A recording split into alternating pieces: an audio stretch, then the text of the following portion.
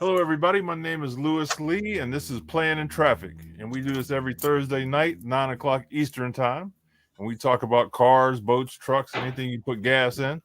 And I would like to throw out a thanks for everybody that came in for our 8th anniversary last week. It was a great turnout. I really appreciate everybody that came on, and much love. I love this platform, and I love all the people that come through and hang out with us. Yes, when we get we do something like that, you really get to see who your supporters are, who your friends are, and I recommend if you couldn't catch it live, go to YouTube and it's up on YouTube. You can watch it. And we went late afterwards. We had a real late after show, so you may not want to stay for all of that, but I recommend you stop in and see what we the main event, because it was worth it. It's humbling, Lewis. It really is humbling to me, at least. Yeah, me too. It really is. Just knowing that people like me, you know what I mean? I got friends around here that don't like me. I gotta call people from out of town to come in. Well, I'll tell you something, Gregory. It's a pleasure to meet you. You as well. And just so you know, thank you. This show is about friends, family, community. That's what we. That's kind of what we push. That's our. It's like a mission statement without even having one. And I got to tell you something, Lewis, and you tell me if I overstepped my boundary. But a friend of mine came over this week to ask me some questions about a car he's working on, and he said to me he travels. He works. He works on cars on the side. And he said, the problem was I was traveling. I was a little bit of a convention, and I couldn't get back. So I had to lay over. And I was, I had a problem. I was stuck. I said, well, where were you? And he said, I was in Youngstown. And I said, Ohio? And he said, yeah. He goes, you know the place? I was like, listen. And this was last Thursday. I said, dude, there's two guys, you, Lewis, and Tyler. I said, I know two guys who are in the same area. I said, at a phone call, I could have got you hooked up with either a place to stay, a garage, a trunk of a car, a bus, or something. I said, these fellas would have helped you out. He goes, really? He goes, how long you know these guys? I said, well, a few years. I said, but it's not about how long I've known them. I said, it's about how strong the bond is between the community. And I said, I can guarantee you. And I said, I'll guarantee you now, because we don't have to do it, obviously. I said, no, in all honesty, I told him, I said, I probably could have got you some kind of because he couldn't get a room at first. He couldn't get a place to stay. That was his problem. Yeah. And, we would have took care of him, man, for real. That's what I told him. I said, that's the way it works. And he says, wow, that's really cool that you have friends like that help each other out. And I said, they absolutely would. Yep. I told him how Tyler was saying from his bus he could see Route 80. I said, Len, you can see. He goes, I was right on 80. I came right off of there. I was like, man, Tyler would have hooked you up in the bus or something, Yeah, and Tyler got a mean garage, man. We could have pulled him in there. I mean, we'd took care. We'd have got him straight. I believe it, and I said that to him in all honesty and with all belief that was the thing. And he goes, man, he says, you got a good thing going. I said, absolutely. It's it's a blessing to have friends like that, right? Yeah. The network is strong. It really is. Right. And it's all over the country and into Canada. I mean. Right. We got some friends. Yep. Exactly. So we got Greg, I'm sorry.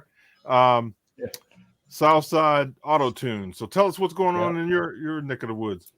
Well, there wasn't a whole lot going on here at all. And, that's the reason why I started it.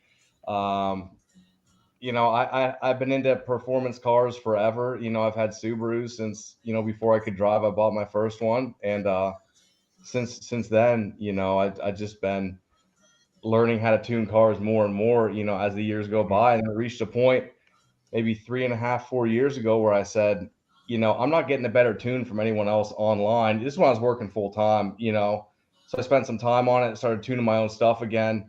And I decided, hey, this is really a really high quality calibration. And I think other people would like it. And they do. And that's where we're at now. I got a dyno shop.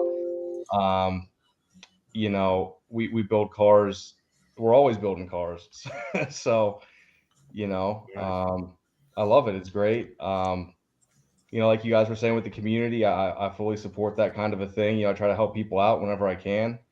I got so many spare parts. I give them away, the stock stuff that someone can use that no one's going to buy, whatever, so, Yeah. I'm doing a lot of tunes. We just tuned up our first, 22, WRX.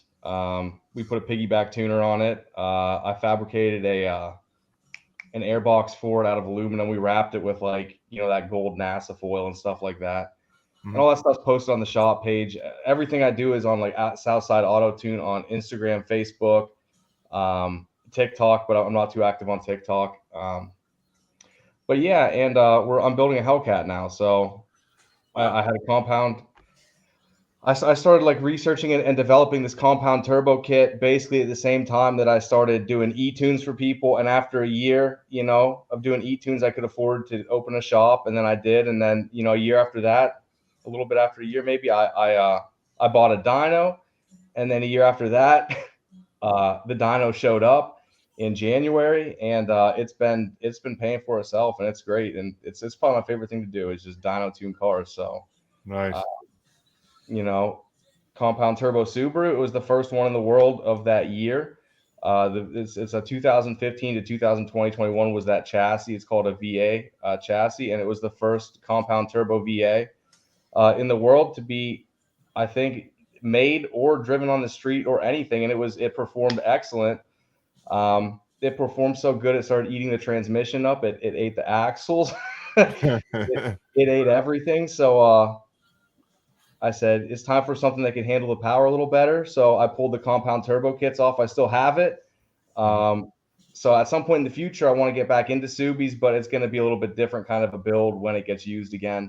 But that kit would push 55, 60 pounds of boost. Wow. It was good for right around 1,000 horsepower. Nice. And you could drive it every day, and there was no turbo lag because it still had the stock turbo on it. So now in our community here, we have torque converters company. We got a transmission guy too. I want to say he's not far from you. He's raised, what's his name? Who we talking about? Terry's buddy, that does the transmissions. He's in Pennsylvania, isn't he? I think so. I'm trying to remember the fellow's name. Let me look. I'll look through some notes and see if I can find him. Yeah. But yeah, he's a monster on the transmissions. This compound turbo thing sounds pretty sick. Yeah. It's 1,000 horsepower, 50, 60 pounds, 40, 50 pounds of boost. Man, that's crazy. It's pumping. Yeah. Yeah. Without a doubt. I'm kind of a turbo guy, man. I like turbos. Yeah. Let him back in. Wait a minute. Something. We lost you. You're back in now. Okay. Yeah. No, 50 pounds of boost was crazy. I mean, on the street, I did 3 good pulls with it on the street before the clutch started slipping. And on the last pull that it did before the clutch slipped, I was racing an Audi, an RS7 or something. I put 3 or 4 bus links on the guy and ended up going 180 miles an hour, 170, something like that. I forget. Bus links. But it was stupid, and that was the last time I ever drove that car that fast because slowing down wasn't fun. Yeah, I bet. So anyway, in the Hellcat platform now, it's got the biggest turbo in the world ever put on a Hellcat. It got ran a couple weeks ago on the back end of the car just to see if it would spool, and it did. It made positive boost above the supercharger's boost, below 3,000 RPM. So that was enough verification for me. And this weekend, hopefully, it's gonna go either be like a hot rod and mount it real easily on top of the motor somewhere, or get a little more involved and put it under the hood in a like a prop or installation or something. But that's the goal for the end of this weekend, is to have that thing on there. So again, wow, nice. I was telling Ray that I'm a turbo guy. I like the sound. I love him. I love the power. I had a Merkur XR4 Ti. Okay. Back in the day, it's the motor out of the Turbo Coupe. It was an '89, and it was an ugly car, but man, I love driving this car, right? and Oh, I'd beat up Camaros and Trans Ams all day, and they're like, "What is in that?" And it was the Pinto 4-cylinder turbo coupe motor. Wow. 2-liter. Yep. I was talking to a guy maybe 3 months ago. He called and he was like, could you tune up my Mustang? It's like a 91 or something like that. I'm like, I probably can't get into ECU without like a bench flash or something like that. So I was like, sorry, man, can't help you. But he was talking about the old SVO Mustangs back in the 80s with the turbos and how they used to put like 25, 30 pounds of boost in the spray propane on top of the intercooler and stuff. Yeah. So, Greg, have you had many many dyno accidents or mishaps since you've been using? None. We've had none. That's great. Very good. Yeah, safety is like it's like with my tuning. Like the best thing I can say about the stuff I do is that I try to be like safe. Number one, like protect someone's investment, if you even want to call a sports car an investment, and keep their motor together. Just treat it with respect. Well, I mean, things happen with no fault of the operator. I mean, engines let go, things fail. Yeah, luckily nothing's let loose on the dyno. So I guess we've been lucky with it, but yeah, you are lucky. Yeah, that's very good. Yep. Probably the closest we came. We had Dakota on the dyno last week, and I'm getting it up on the dyno, and it's an all-wheel drive dyno, so you have to drive it up over the whole thing, even though if we're just using the rear-wheel drive. And with the cam that was in it, with the way the manifold was modified and all that stuff, I start rolling it up, and I'm getting on the brake, and the thing is not stopping. So I got on the foot brake, and it stopped within like 2 inches of rolling off the front end. So wow. I mean but yeah, I mean, no accidents, thank God. So Right. When I worked in a shop that used a ramp lift, we kind of got in a habit, because we worked on all sorts of different cars and trucks, of one guy would kind of be the spotter. He'd always have a block of wood ready. Right. Once you come up over that ramp, you got some forward momentum, and then if the brakes are a little sketchy or whatever, you could keep going. So yeah, ready to throw that shock under the rear wheel, and hopefully don't roll over it. Yeah. With the right cam though, it might jump it. I mean, that's exactly what happened, and man, that's probably the most scared I've been in a couple of years, I think, of anything. Yeah. Oh, man, I was shaking after that. I was like, oh my God, because it was a beautiful 98 like restored Dakota with like a 409 in it and all that stuff. I tuned the ECU up on it and set the cam sync and stuff. Yeah. And did all of that on it. But now, do you do remote tuning? I do. Yep. That's how I built the business to start with. I did remote tunes on a lot of imports, primarily Subaru WRXs and STIs. And now we're getting more into doing standalones and stuff for people on like their JDM swaps, like Skylines, stuff like that. So we'll keep that in mind, because a lot of guys that come on here, they do a lot of tune or get a lot of things tuned.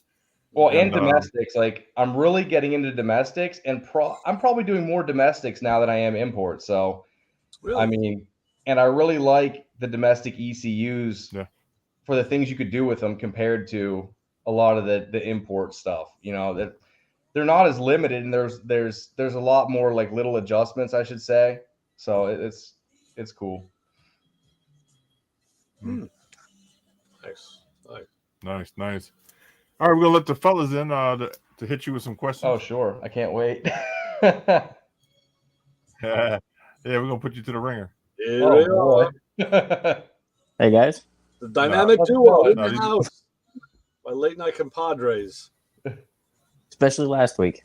Yeah, especially last week. Late night, early morning, something like that. 4 hours. Yeah. Ray was telling me you guys were on for 3-4 hours, huh? 4 hours. That was a great show, Lewis. A great show. Yeah, man. I really enjoyed myself, man, and it's just nice to have a group of people to come on, and hang out like that. Yep. Yeah, the only thing better is if it would have been done like a roast, where it could have been like the Lewis Lee 8-year roast. Hey, maybe next year. Yeah, maybe next year. Oh man. So, Greg, your dyno, is it on wheel or not? Is It's a it chassis on? dyno. It's a chassis dyno, but I Yeah. mean, is that like, do you hook it to the rear wheels, or do you actually, is it sitting on a platform? Yeah, we drive the car up on it, and the dyno itself is bolted to the ground, and then you drive ramps up onto the dyno. Yeah, I have one shop in my area. I'm a tool distributor. I sell Mako tools. Okay. And you can follow me on Hey Mako Man is my hit. But and if you need anything, we can always talk. But going along the line, I got one shop that has a on wheel. I can't remember the name of it. But I was in there last week or 2 weeks ago, and they had a basically one of these street outlaw cars, and it was something like 3,800, 4,000 horsepower. Right. And man, when he ripped that thing, man, I don't even know how the ceiling stayed up there, but dude, it was insane. Oh, I bet. And like I said, he's the only one around that I know that has this on wheel. On hub dyno. Right. It's pretty wild, and some of the stuff that sneaks in, and it's kind of a weird shop because they're not really open during the day. It's it's kind of night. I mean, I roll in there about 5:30, and they're just kind of starting the day, you know. Yeah. Sounds like a chop shop to me. Yeah, well, I mean, you get a truck comes in with a trailer, and you know things are kind of quiet. They don't want cell phones out. I mean, you know, it's it's pretty interesting, and like I said, some of the stuff that goes on, but a lot of horsepower. It's kind of amazing what goes on there. But and then they get out on your roads and they say, "Oh, damn. What am I doing here?" They don't make it very far without it bouncing around. We don't have. Too bad we don't have an ideal place. Our roads aren't the greatest for that. But no, I was just curious. I didn't know what type of dyno. And are you doing like? Do you just rent it out for a day? Or, I mean, whatever they need, or how do you generate the income off of it?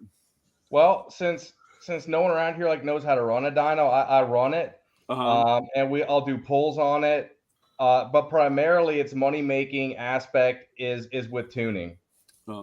So for I'll be doing a tune, and I tune on the road and on the dyno. So usually I'll get the drivability down on the road, get all those bugs worked out, and then I'll throw it up on the dyno and then make the fine tweaks to your fueling timing, cam timing, whatever other stuff may need to be done to get that last few horsepower. But usually it's at the point now where it's like I could write you a timing curve for like almost any motor, and put it in, and then we're just pressing plus and minus on the whole map, and it's not like I'm like, we're gonna throw 25 degrees of timing at today, and we're just gonna do 24 now. I scale my whole maps out so you're not hammering the bearings down low and then running.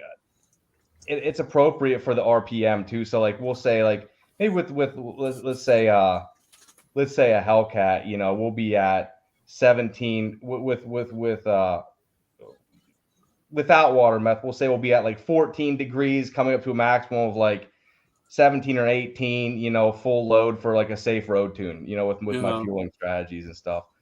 And that. I've nice scalings. My maps, I try to make them as smooth as possible. You know what I mean? Right.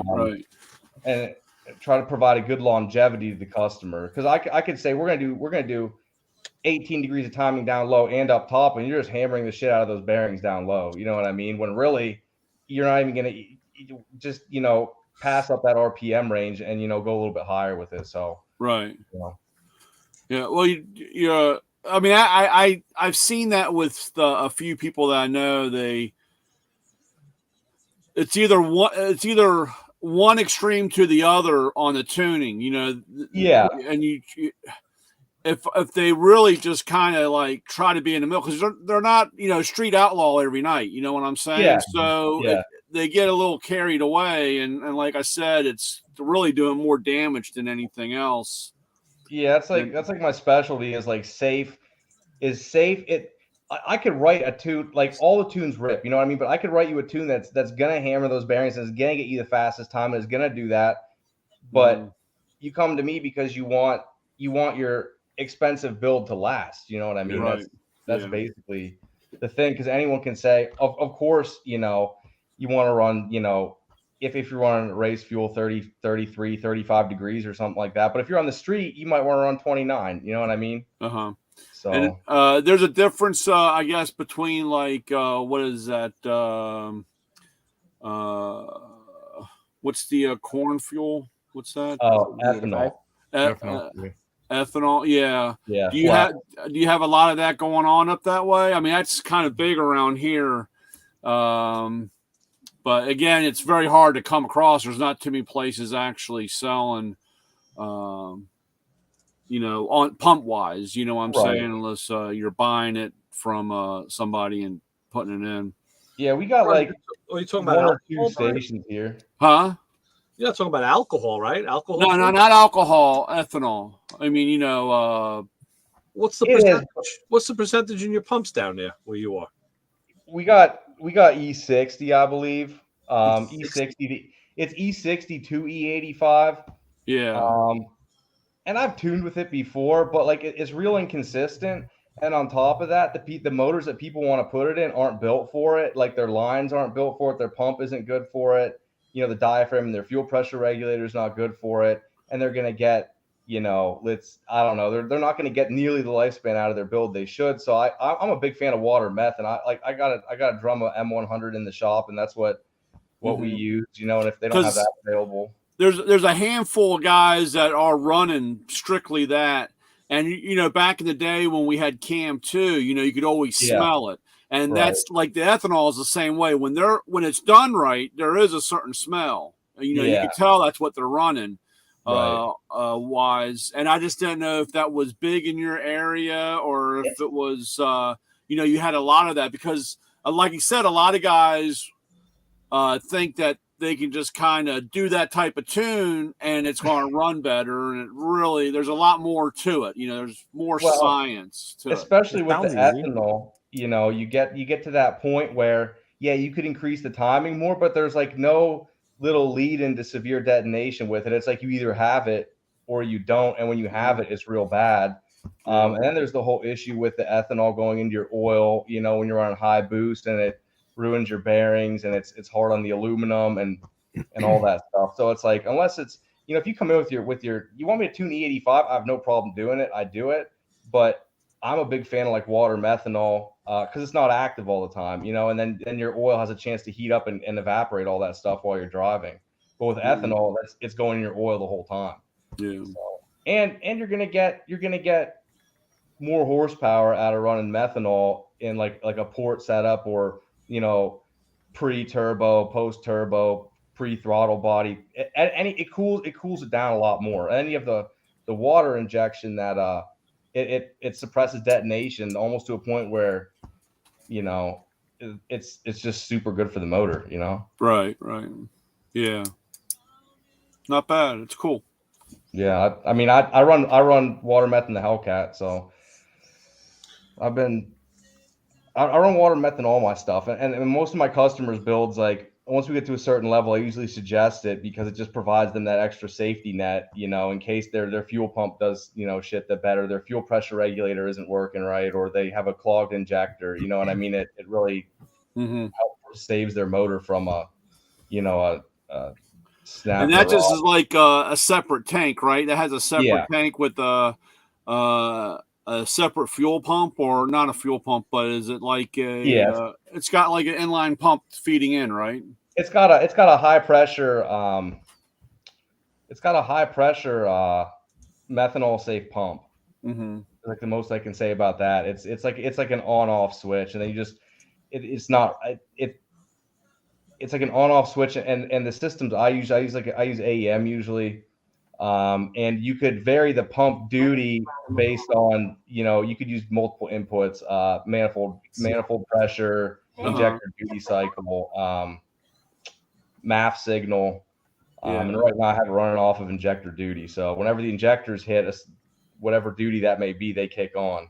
Right. I know a little, but I don't know that much about that. And like I said, that stuff, I'm still old school with, a carburetor and running cam too. You know what I'm saying? That type of thing. But the newer, that type of stuff, it's interesting. And like I said, it's you just can't put it on unless you have the right build on some of that stuff, Yeah, and you gotta know what you're doing, because it wouldn't be hard with one of those setups to like really mess your motor up too at the same time. Right. Like once it's set, if you don't know what you're doing, don't touch it. It's especially when you have it linked to something like a MAF signal or your injector duty. Like you could have it turn on at idle and you're just gonna flood your motor out. You slowly but surely you're gonna hurt it. So it's like the first days of learning with nitrous, it's like you throw a nitrous, honestly. You throw a nitrous kit on, and next thing you know, my buddies had to take it off my car because I was like nitrous happy. I was doing shots sitting at a stoplight, 2 cars deep, you know what I'm saying? Just to get that rush.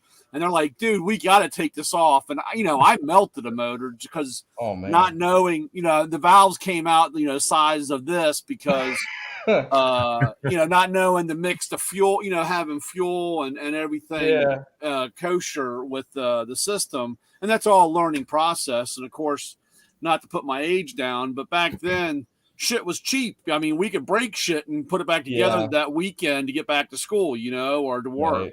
Mm-hmm. I can't tell you how many trans or rear ends I threw in the car.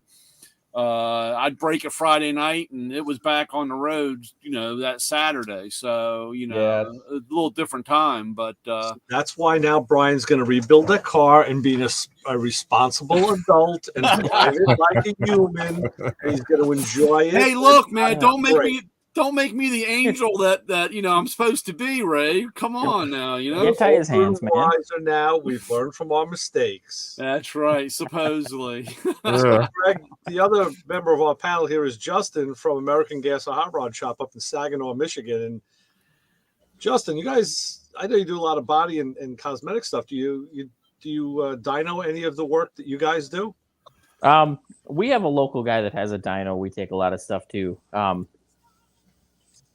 Really, we don't have too much space for it at the moment, so we take it to him. But we'll do various cam swaps, exhaust, performance stuff. Right. He handles it all really well. Guy, if we've got a problem, he'll figure it out. Yeah, you guys just took in another big car. Another what was that? A 41 Cadillac Fleetwood. Yeah, beautiful. 41. Car. Yeah.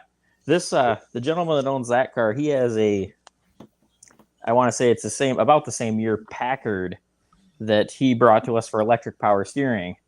And then he has brought this car now, and I hear he has a Pierce Arrow he's going to bring us. Oh, wow. Geez. Wow. Big money. Oh, yeah. Everything this guy has is nice. It's like Novas and Roadrunners one week, and then it's like Pierce Arrows and classic caddies the next. Yep. Speaking of classics, Terry's in the house. What's up, gentlemen? What's up? Terry, meet Greg. Nice to meet you. LS, what's it called? Tuning dude. Yeah. Right. I believe that, because I was hearing it, I believe that the dyno that Brian was talking about, that's the dyno pack, I think. They had the 2 separate ones on each wheel, right? Yeah. The Mustang dyno, I think, is the one that you roll up on, I guess it is. But the dyno packs are the ones that 2 separate ones that you stick to the wheel. That's when my car blew up on the dyno pack. Oh no, my car blew up on a Mustang. Oh. Blew up on a Mustang. It was strictly my fault. It was a faulty U joint, and I should never listen to your friends when they like, I got a U joint and a drive shaft. Never listen to your friends. Yeah, that's good. No, it didn't come out good. Brand new transmission, brand new GTO 2006 GTO transmission. Oh. Had to have it rebuilt. And it even cracked the bell housing. Oh my God. What else? Twisted, pretzeled up a brand new drive shaft. Took out part of the exhaust system, brand new exhaust system from pipes. and the whole floorboard underneath, like the back seat, was all munched up. Wow. It kicked out at 120 miles an hour. Oh my, but that was fun. Were you in the driver's seat? No, I was not. No. Yeah, and it messed up the dyno too. So people got to be careful. Make sure your car is right when you go to a dyno. It's as right as it could be. Yeah. But so Terry, what's the guy's name that does the transmission? Oh, which one? The one that Ryan? did your... Ryan Schneider? Yeah. Now he's in PA, right? He is in PA, yeah. Okay, because Greg's in PA. Greg is I think you're in the same town as Ed, right? Yeah. Ed's in Muncie or Hughesville, and I'm in South Williamsport. We're like 15 miles away. That's close. Yeah. When I go out to Summit, I'll stop by. Shoot, because Ed told me, "Yo, stop by." So I'm gonna, Oh, that'd be cool, man. Yeah, no doubt. I'd love to check out your environment, man. Wait, don't let him fool you. He's gonna fly at the Summit. He ain't driving. I got driving out there. We got fish to fry, Lewis. All right. Yeah. All right. We got fish to fry. But no, yeah, I was hearing what you guys were talking about. Yeah. But what's more important is that people, like I said, like a lot of people think their car is ready for the dyno, and the sad part is that they hold him responsible if something goes wrong. Mm-hmm. They hold him responsible. Try to. There you go. You try to. They might try to, but I have like luckily we haven't blown one up on the dyno, but just over the past year, it's like the tuning contract keeps getting bigger and bigger slowly. You know what I mean? It's like one of those things where, and now it's like that contract's like this type of paperwork, right? Yeah. It's a shame you got to be that way, but you got to protect yourself. And it sucks, but most people are super reasonable, and I'll tell them before it goes on. I'll be like, are you sure you want to run it? I think something's up. I don't know if we should do it. And usually like, send it. So it was funny because one time I was in that shop and they had a what is that thing? Altered. I don't know. It was a small little thing, and it had this mountain, big block thing, motor in it, and the guy told him, he says, "Man, this thing's leaking a little bit of oil, up out of the front of the motor."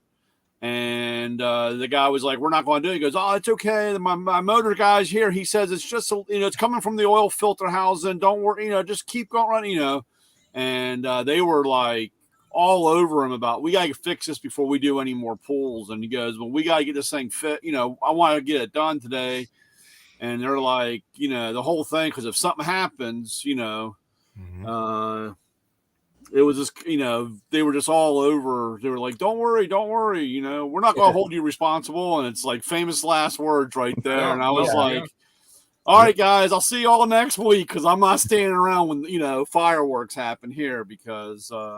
Do you know what happened at the end of the day? What was? Oh, they got it done. But, like you said, you got to be so super careful or cautious. He's like, "Hey, look, dude, this thing is leaking oil up front," and it left a little puddle about yay big, but and it was coming. It was, like I said, from the oil filter housing area. But again, the guys pulling the dyno, the guy was like, "Look, dude, I know what you signed, but I don't want to have an issue here. We can't." Yeah. And, it's like you could have a contract, but that doesn't mean they still won't try to get you in court. Oh, what I mean? So it's just, then you pull the contract out and it'd be a wash. But it's just, it sucks. If it's leaking anything, it's not going on my dyno, because it takes 2 hours to even get to the point where you can start cleaning it. So you know what I mean? That's at least a 20-hour job if it gets oil in the main compartment. Mm-hmm. It's not like it's not like that jetpack where if it leaks on the floor, but the Mustang dyno, it leaks all up in everything. That's what I'm saying, and that's what I have a Dynocom. It's the same style as that. Yeah. Well, let me ask you a question. This is before you put the car in the dyno, you do like a tune first, right? It depends. Usually, like if it's a if it's something I'm familiar with and I know that the drivability is going to be there, I'll put the tune on it. We'll throw it on the dyno, and then we'll take it on the road. And if there's any issues, I'll tweak it. But if it's something like this, like we just had 98 Dakota on the dyno last week with like a built 360 board and stroke to a 409. You know, some crazy stuff got done to the manifold. You know, headers, stock exhaust, you know, just weird combos and stuff like that. You know, I'll generally take those out on the road first and get the idles going. You know, make sure it's not going to stall out when it kicks down if it's an automatic, stuff like that, and then it will go on the dyno once the road tune's good. So they're always getting a good drivability out of it because, like, right, you know, well, you could give me a car that I've never seen. Yeah, reason I asked, I was wondering, have you ever tuned a car, street tuned a car, and then put it on the dyno to see how close you get? Like, yeah, you know what I'm saying? right. You know. Yeah, I mean, I had an old my old STI might be a good example. I had a 2018 STI that, you know, it was basically the reason I got back into tuning again after a couple year hiatus, you know, just working full time and stuff. I couldn't get a good tune for it. So anyway, I ended up writing tunes for this car, and it got to the point where I developed the compound turbo kit for it. And no matter what I did with the software on that dyno, the only way I could get a readout on it was manually adjusting the dyno because it had two wastegates on it. I had to be on the it's called a J box, and you could adjust your eddy brake on it, and I had to be increasing that the whole time throughout the run.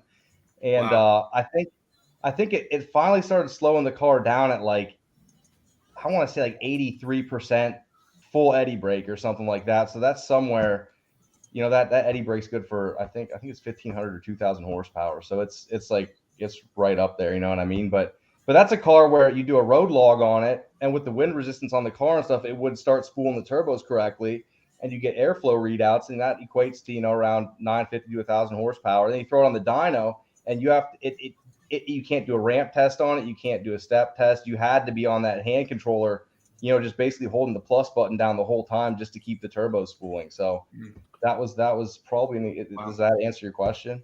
Well, yeah, it does. Because I'm just trying to think, because, like, you know, when you're dealing with, like, I would say over 800 horsepower, maybe even 6, once you get to about like 600. Yeah, if you want to chase every little number, that's fine. Get a dyno. You know, for the guy that's just doing an LS install, and does he really need to put his car in the dyno where a street tune will be fine? You know what I'm saying? I think it depends on like what level of safety he wants. Because on my dyno, I have a separate wideband. You know, I have a timing light I could hook up to make sure the timing is actually the ECU. What the ECU is outputting, telling the plugs to do, is what it's actually doing. You know what I mean? Right. So we could check all those things, and also, you know, we could get to a point where it may heat up more than you normally would see on the road. So we're going to see if you replicate a hot day. I could do a steady state testing on it. So you want to get the absolute best performance, best spool. You can't say 3,000. I could hold it there until we start, you know, increasing in the RPM again. So then we found your mean best torque, or, you know, your best spool for your AFR, whatever you want to find. It's more of like a tool. You know what I mean? Yeah. And I throw it in with all the tunes I do. If we do a build, you know, I throw in a free dyno tune, stuff like that. That's good. I mean, do you need it? Probably not.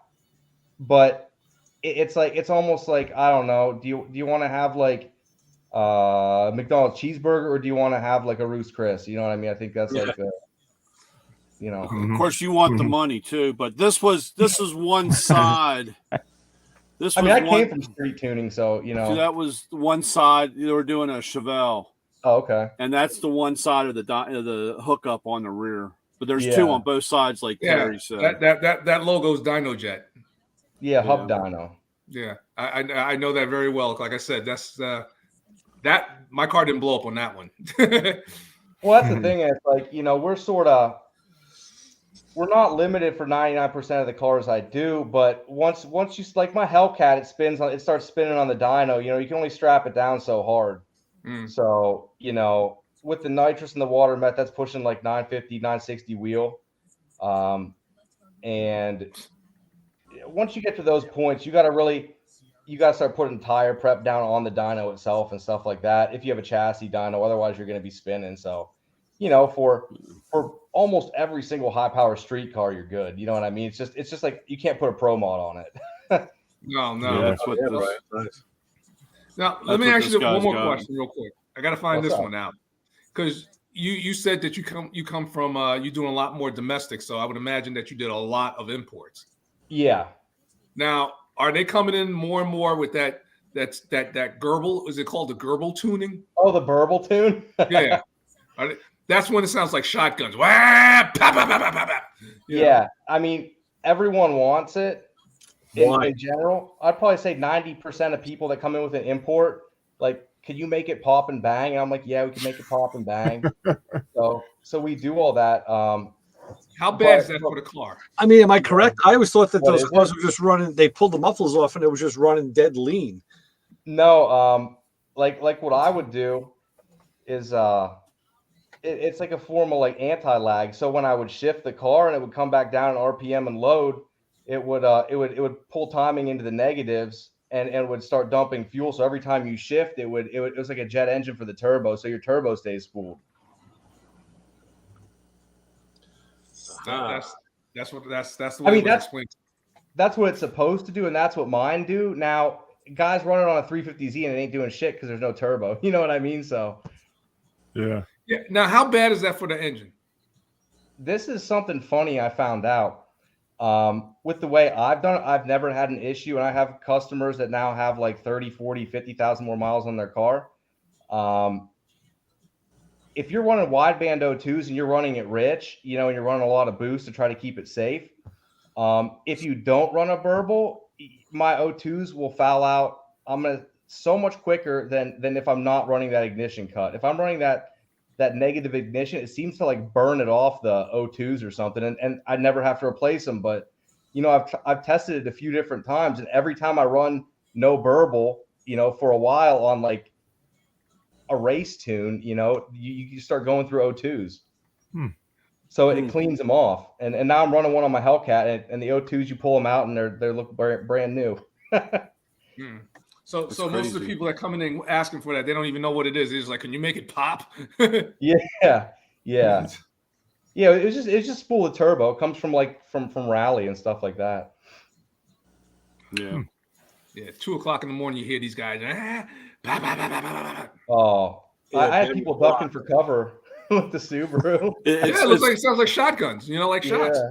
It's funny. My girls, I have 3 daughters and a wife, and they had gone down to Ocean City.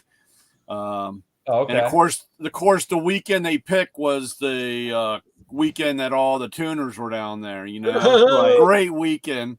And I get this phone call in the middle of the night, and of course, it's you know, we're on FaceTime, and of course they have the red and blue lights from the sirens, you know, or the police cars driving. They got the car, and my daughter goes, "There's so much gunfire down here." And I was like, no, that's just the exhaust. It's set up to do that. And they're like, it's not gunfire, because you know they see cop cars and they hear all this stuff. You know, it was just kind of funny. Last Sunday we have a coffee and a donut, you know, car show, and a guy came in and he was revving it up, popping it back and forth, and I kind of walked back and told him to grow 4 more cylinders before he, you know, continued on with that crap. But you know, unfortunately, sometimes I can get away with saying stuff like that. But you know, I was like, "Hey, dude, you know, shut the hell up and you know, grow 4 more cylinders on that." So yeah, well, I mean, that's what I got. That's why I got the Hellcat now. So. Yeah. Now, what made you go to the Hellcat and not a Mustang or a Camaro? Well, to be like, I've been tuning like, it's weird, man. As I spent more time in the shop and stuff, I used to ride motorcycle a lot and had a couple crashes and stuff. So my leg and back is sort of weird. So, like the imports, they cramp my legs up. Like I get out of them, I can't even stand up. So, I was like, I need a new platform. The Subaru ate its axles. It was starting to, just eat itself. So I sat in all the new stuff I thought might be good for advancing the business and racing and stuff. So I sat in Corvette, Camaro, Mustang, you know what I mean? And then I sat down at Challenger and I was like, Challenger it is. So that's what it was. Okay. The Challenger out of all of them has the best room. The seats.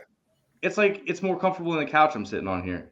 It's got the headroom. It's got the width. It's a cool car, Challenger. Yeah, I love it, man. It's it's got the room to work on too.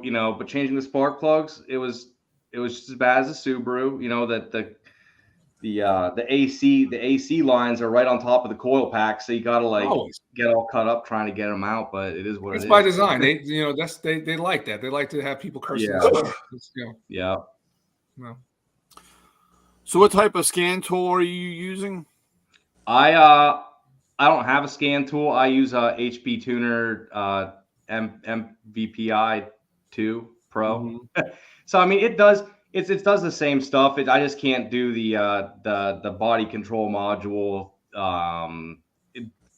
coding, ignition, interlocks, and stuff. I can't do that, but for tuning, it's perfect. I heard you can't even get HP tuners anymore. You can't even get the device anymore. I heard. I don't know. I hope not, man, because mine's about ready to. I gotta have to start like duct taping it up or something. I don't know. Yeah, because I got mine and I misplaced. I had the cable in the car, and I misplaced the what's it called, the little module that goes to the ALDL. The dongle. It was between the center console. It was in that car, but I got scared. I was like, and it was just like, yo, you're not gonna be able to get another one of those, man. There's a shortage on them. Right. I was like, a shortage on HP tuners. Get out of here. Come to find out there was. Oh, so it was just a shortage. It's not like they're discontinued. Yeah. No. It was just a shortage at that time. I was like, oh, I'm selling my assets. It's gone.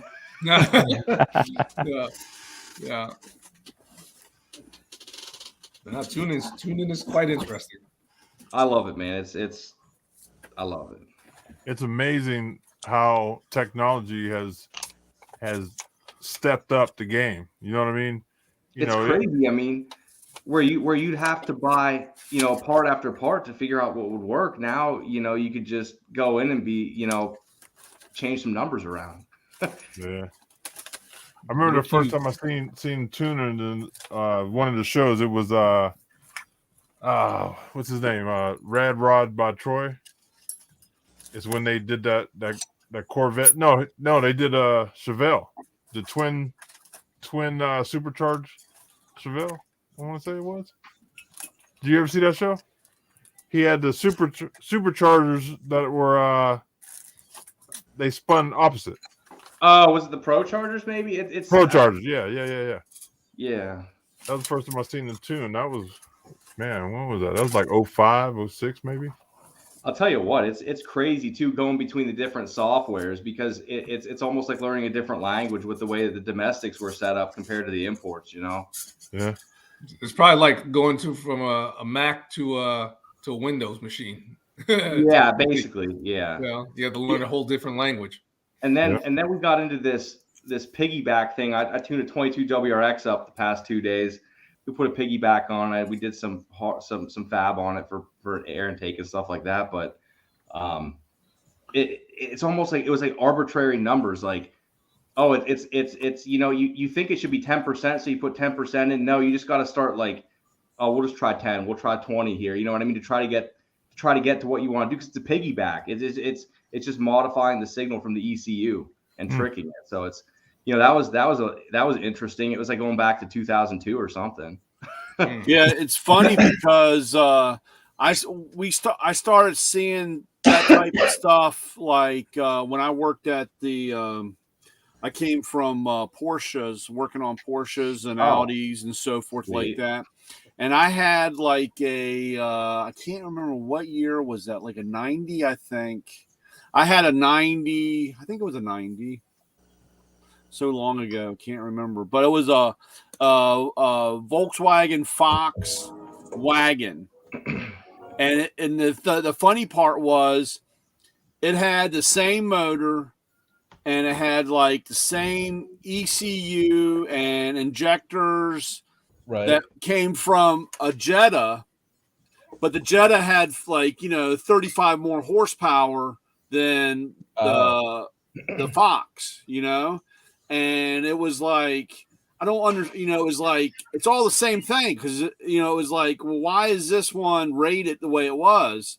And of course, once we had the scan tool, you get in there with a scan tool and you start tweaking stuff, how it's all controlled, or like I said, how much easier it was. It wasn't like I had to put bigger injectors in, or I had to change the exhaust or whatever. It was all in there. You just had to know where to find it and what to do, And a lot of manufacturers, it's just like any of the newer stuff, like I said, you get in there and there is a lot that you can play around with, Well, if you know what you're doing.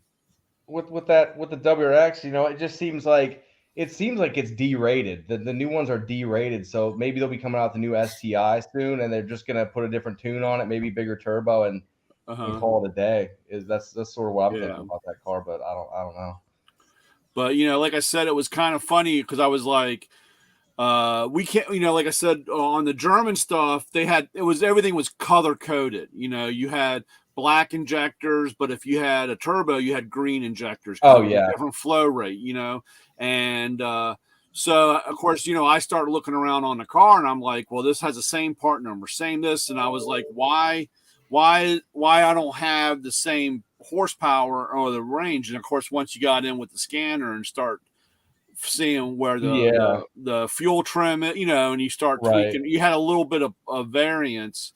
Then you can make a difference. And like I said, a lot of people, some people are still too old school about, well, I got to do all of this when all they got to do is it's all electronically controlled. Mm-hmm. I mean, like you said, you rewriting a map or rewriting a tune. Yeah, they can get, a lot of these motors will hold up to the power to a certain point before you got to start, changing stuff.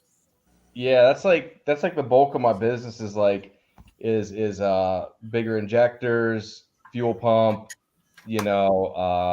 rescaling for the injectors in the tune for your idle, for your drivability, stuff like that. And then there's the power stuff like timing and fuel adjustment.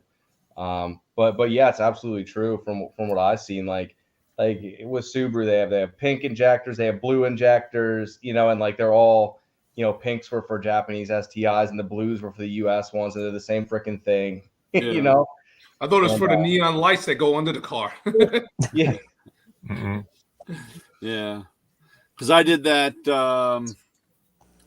and I was like, you could play around. I'd taken the injectors out of V6 Audi, and of course, when I did the injector flow to see how much the volume was, then I switched them over and put them in mine, type of thing. And like I said, you not having the capabilities of knowing, but other than that you are gaining, or it is playing around. Yeah. But that's when Terry was saying, how if you just do a street tune, if you rewrite, how close are you to what your numbers, what your predicted numbers on to your dyno is? I think now I'm pretty close. I'm usually like within,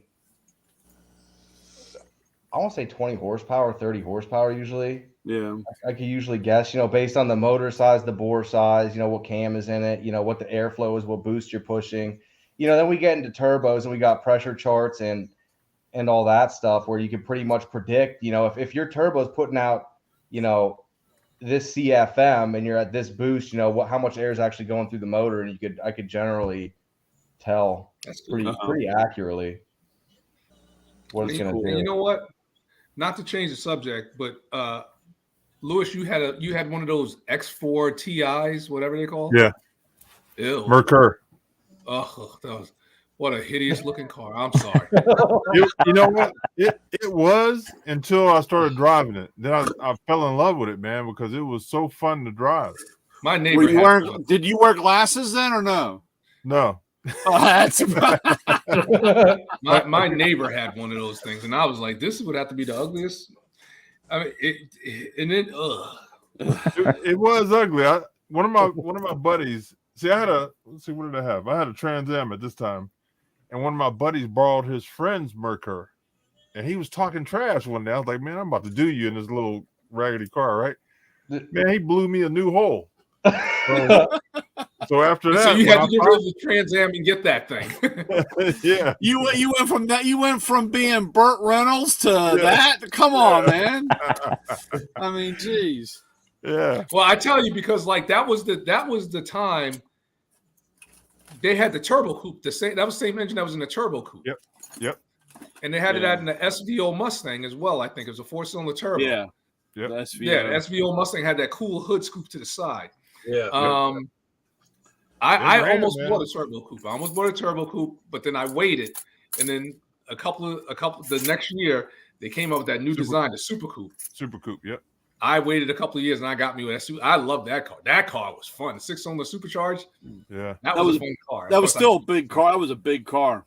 Heavy. It was a nice car, man. That car was. No, it was nice, but it was a little big. They did that. That was all that. What do you got against big cars, Brian? Nothing. Hey, I'm a big guy. I mean, trust me.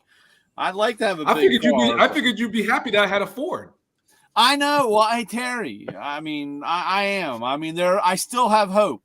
I tried last night to get you to the dark side. You didn't make a comment. Lewis, tell him I have that Lincoln Mark 8 in the yard. Yeah, he got it. He has it. That's your yard art. Is that what that is? No, it's gonna be my drift car. Your drift car, man. Lincoln Mark 8. That's gonna be a drift. It's a Mustang in a tuxedo. It's same right platform. with a Coyote, of course, right? No, LS 6-speed. What year? What year is it? Don't get all frowny face. 96. My buddy had one of those when I spent some time out in the Midwest, and we were coming along the Beltway in Tulsa. We were doing like $115. I think we were just floating. Yeah, I bet. Got that air ride suspension sitting right up there. When it's working. Those marks ride real nice. I'm gonna. What's it called? That's the plan, anyways. Yeah, that'd be sweet. You wouldn't see that too often. You could probably swing the ass end around on that pretty good too, since it's so long. Oh no, it's got power. That car. That I love that car, man. Yeah, it's gonna be nice. How was your interview yesterday? Yeah, Terry. Yeah, you. We're talking to you. Oh no, it was good. It was really good. I met Bubba Beast, and first of all, he's a beast, man. That guy, he is like very decorated, militarily wise. But he's, I think he was in the Air Force, was he? I forgot. We really didn't go into it, but he got a lot of pins and medals, man. I'm just like, wow, this guy's very, very into it. And I thanked him for his service along with Lou. And we just talked about LSs and LTs because he's like the dude when it comes to LTs, because I had an opportunity to get LT, but I'm like, LS, you got like everything in the world for the LS model. The LT, you don't have that much. I mean, other than a few cam, like selections and stuff like that, it's very limited. But then the LT is way more expensive than the LS. Yeah. And the only reason to me a person would want to put an LT over LS is because they want something different or either tired of hearing about an LS. Me, I'm like, oh, it's going to be another LS. So I'm like, oh, yeah, no doubt. You made it work. Exactly. And Luke did mention the forgotten LT, which was nice. Which, that. See, I was going to say the third LT. I was going to say the third LT, but I was like, I don't know. That is the third. That is the third. That's the third. I was going to say the third LT, but yeah. That's what you have in your SS, right? That's correct, right. Yeah. The LT is the one. I was just waiting for him to drop the whole thing and say, no, you know what? I'm going with my tune port motor, the TPI motor. That's going back. So I know he loves that motor. Two-port engine is the prettiest engine Chevrolet has ever made. Looking. You're right. It is. It is the prettiest engine Chevrolet has ever made. You open that IROC up and you saw that two-port in there, you're just like, look like a little spider just out in there. Yeah, I agree. Yeah. The LT's the motors, the ones with the distributor behind the water pumps, right? Correct. Yeah. The OptiSpark stuff or whatever. Yeah. Okay. Yeah. Well, leaky water pump drips on it. Just to clarify that, Justin, the first year the first 2 years, the problem was the pump wasn't vented. And if the water pump, I mean, if the coil wasn't vented, and if the water pump went, it would just flood the coil. In 96, the year I have, they put a hole, they redirected because they put the weep hole for the water pump right on top of the coil. So they redirected that on the water pumps after that and solved that problem. So I think the in first 98, here comes 97, 98. Here comes the LS. Right. the first one I did was a early 90s. It was a Corvette. It was a C4. And yeah, that was my first LT experience.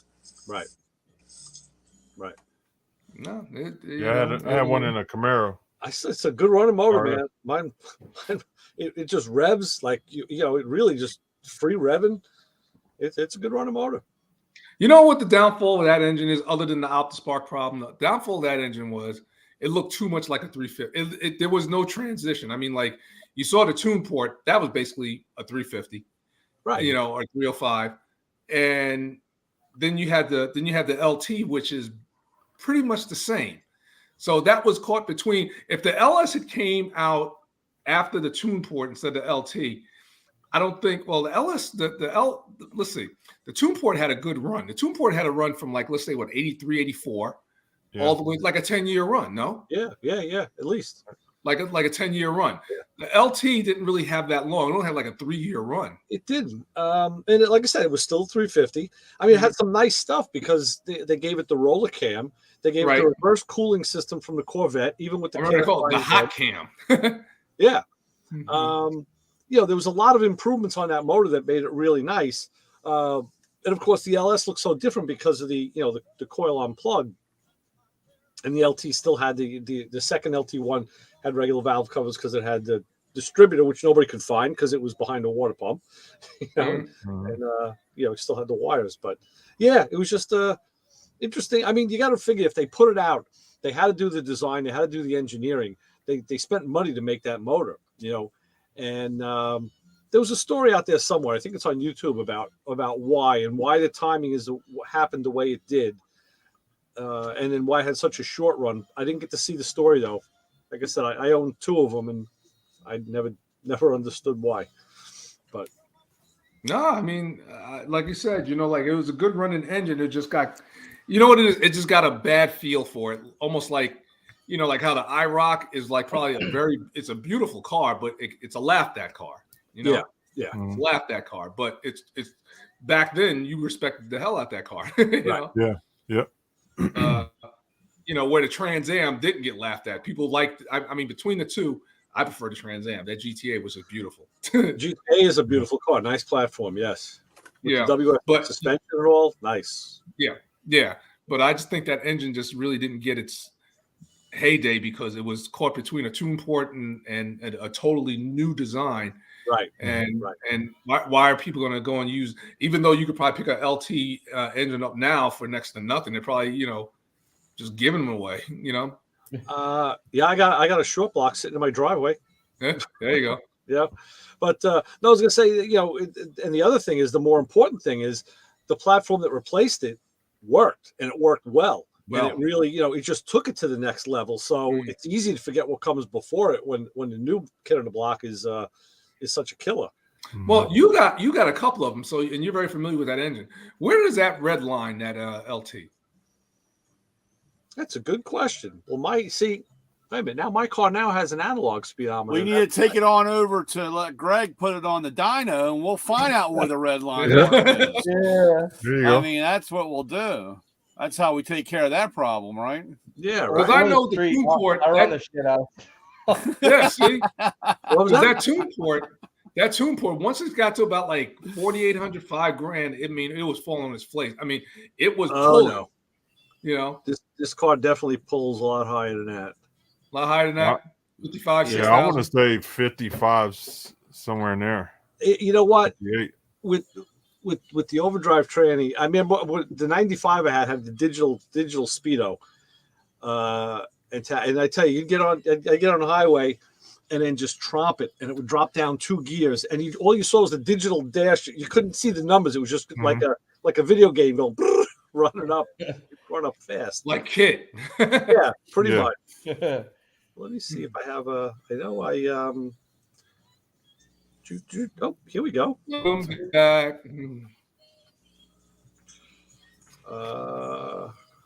Hey, Greg, are you going to SEMA this year?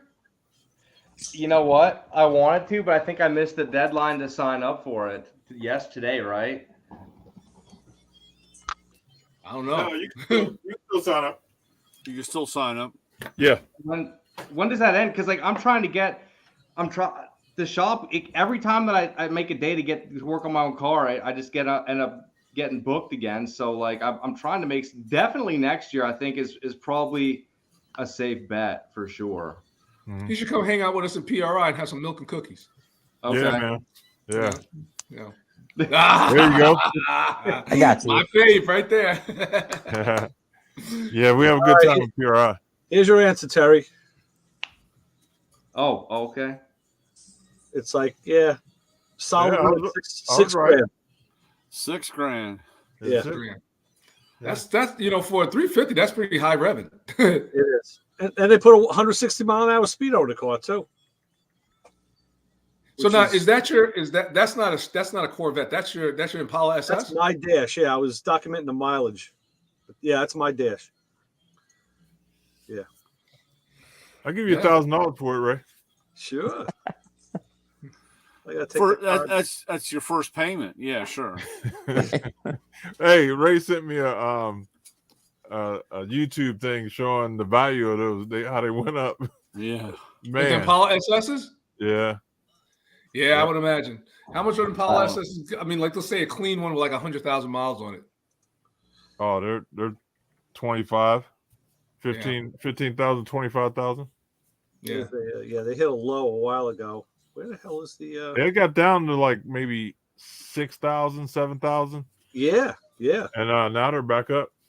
I have a neighbor who has one I got two neighbors that have one. They have the lady down the street. She got a black one, and the one around the corner. There you go. Oh, nice. Yeah. Okay. Yeah. They have that they had like almost like a melon green. Well, not melon, but like That's almost the like dark a gray green. Dark gray. It was like a seafoam metallic. green. Yeah. And I couldn't help myself. Even at work, I had to say, you know what? I had to. Actually, the car was actually new. It was. It'll just light them up. Ray. It'll just light them up and go, man. It'll just. Ray, that's illegal now. Look how wide. Yeah. Well, the 255 5017s on the car, and it just, it goes. Yeah. Oh, yeah. It does it. That That's car one of my just dream light 'em up. cars, man. It's that's got the 4L60 tranny in it. Yes. And unless you really abuse that thing, it'll hold up. I think you got to really get stupid with it to really damage it. But And my Trailblazer has the 4L70. yeah, which is the same thing. 4L, I think it's 4L65, 4L70. I think just different internals, a couple of different internals. That's it. right. Which I'm taking out on my back. I have to replace the what's it called? The trans. You know why? One of the seals is leaking. Really? Yeah. Oh, So man, I got to that's pull so that terrible. transmission out that truck. Terry, I'm so there's no glad it shame- was all-wheel drive. If it still had all-wheel drive, I'd be like, you know what? But even with that, there's no shame in farming out work. I mean, I've done it too. I've farmed out work to shops that I know. If it was just something I didn't want to do, or it was winter and I don't want to do it in the garage, it's like, just pay a guy you trust. Be done with it. Yeah. Yep. No shame. I'm just yanking it out this weekend. But see, you know what it is? The thing that sucks is that when you yank it out, I got to send Performa built. I'm going to bring the transmission to them. They'll rebuild it right then and there. Not that it needs to be rebuilt. It's just a seal. But they said being it's out. It's a refresh. Yeah, he said being it's out, and they got new stuff that they developed since I put it in 3-4 years ago. He says, right, let's do it. I was like, all right, cool. And I'm going to send the torque converter to Nelson. He's going to go through it. So for me to have someone, it would stay in someone's shop for at least a couple of weeks, because by the time I get all the parts back together, so I'd rather just sit in my driveway and like when it comes back, I'll clean and jerk it up in there and try to get a couple of bolts in. That's good. Get some kind of jack under there, you know. I got a jack, Oh, yeah. You know, I took it out before. I did it before, so I'm like. Do you remember the old school guys would roll under the car with the transmission? That's what I got. I get up high enough. I don't have a lift. I get up high enough. That's how I always did it. Yeah, man. You know, I mean, I would have my 4-speeds in and out, changing the clutch after work, you know, then going out for dinner. I had the job done in like, you know, hour and a half. Yeah. And now that the transmission, you know, when it comes out, I'm gonna be like, you know what? Let me just undercoat this thing. Might as well change the motor mounts and you know. We got a transmission jack in the shop. You know, might as well, you know. The last 3 jobs I used the tranny jack on for was taking down a gas tank. That's what my tranny jack is, the gas tank remover, until I got smart and put a hole in the floor. Yeah. You know, then she fell just like little axis, just move the carpet back, you know, flip this little, comes right up. Right. I'm so mad that I didn't do that to the Cadillac. Now I got to change that hose going back there. I dropped tank again. And when I was doing, I was like, oh, maybe I should put a access. I got a little auxiliary access. Yeah. Not a bad idea. And I didn't. And now I got to drop it. Yeah. I mean, you can't cut it out now. Ooh. Gas tank is probably sitting right there. You probably like an eighth of an inch between the tank and the floor. Yeah. All the hoses, everything right on top. Yeah, my car, the sending unit goes in through the back wall. So I can do it under the car. Nice. And I'm gonna, because like that. This has to go in. Just fuel injection. Yeah, this has got to go in. Oh, that looks fun. So hey, I'm gonna take off, guys. All right, Justin, thanks for coming to hang out with us. Yeah, man. I'll catch you guys next Justin, week. what's the new couch out of? What's the this has been sitting. Nope, not out of my car. It's out of a Cadillac my buddy and I tore apart years ago. Oh, yeah. It's been sitting in my garage. It's like like down that. armrest, the whole deal. Nice. Wow, look at that. Nice. Wow. Yep. We're gonna be comfy now. Yeah. I see that. Well, you know now you got to be in for the long haul. You may have to like take a nap. You know, you got to take a snooze, get dinner, second dinner. Hey, room. Funny. Fall asleep in there. Yeah, get the wife next to you, hold hands and stuff. Like driving movie. Yeah. I'd say it's about as big as the seat in the Mark 6. Yeah. I love the plaid there. Yes. Oh yeah. I love the plaid. It's a little extra touch. It's coming back. It's coming back. We didn't get done last week, Terry. I till think 1 Jeep's a.m. doing it now or something. I heard. I think you're right.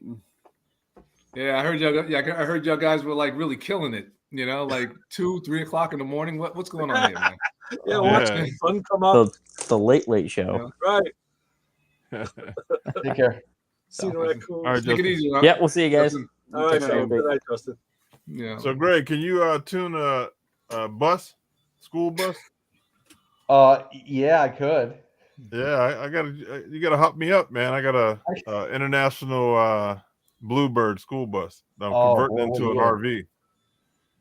And What year? 03. Yeah, I think so. I got this other tuning device called a Alien Tech Cass, and you could tune like tractors, jet skis, you know, anything that you can get the map for I can tune, or that I get the map for I can tune. There's some definite issues with that suite, because it's primarily that's what they use in Europe. So there's not that much support for it over here. But I mean, hey, you know, hook it up. Swing and the try bat. it. Yeah, I'll let you play with it. Okay. Isaac, come jump in if you want. I think he's in the link. Are you in the Facebook No, he's link not. group? Wait, No, so Terry, at PRI, that's like, is it what's the difference between that and SEMA?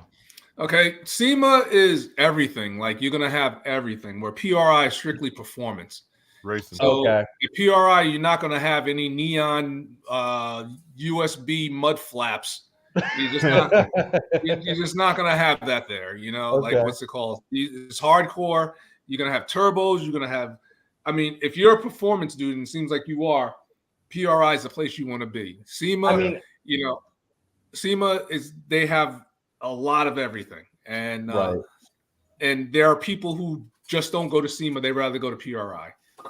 Because I know when I was getting my dyno put in, or dealing with them to try to get it into the shop, they're like, well, we got to go to PRI now, and then we're booked, and blah blah blah. You know what I mean? So I know they're there. I know Dynocom's there. So maybe do you know the deadline is for PRI? I'm not sure when it is, but you know what it is. Because I do videos, and so I like going to SEMA for that. As far as he took off. Look at that! How rude. There you go.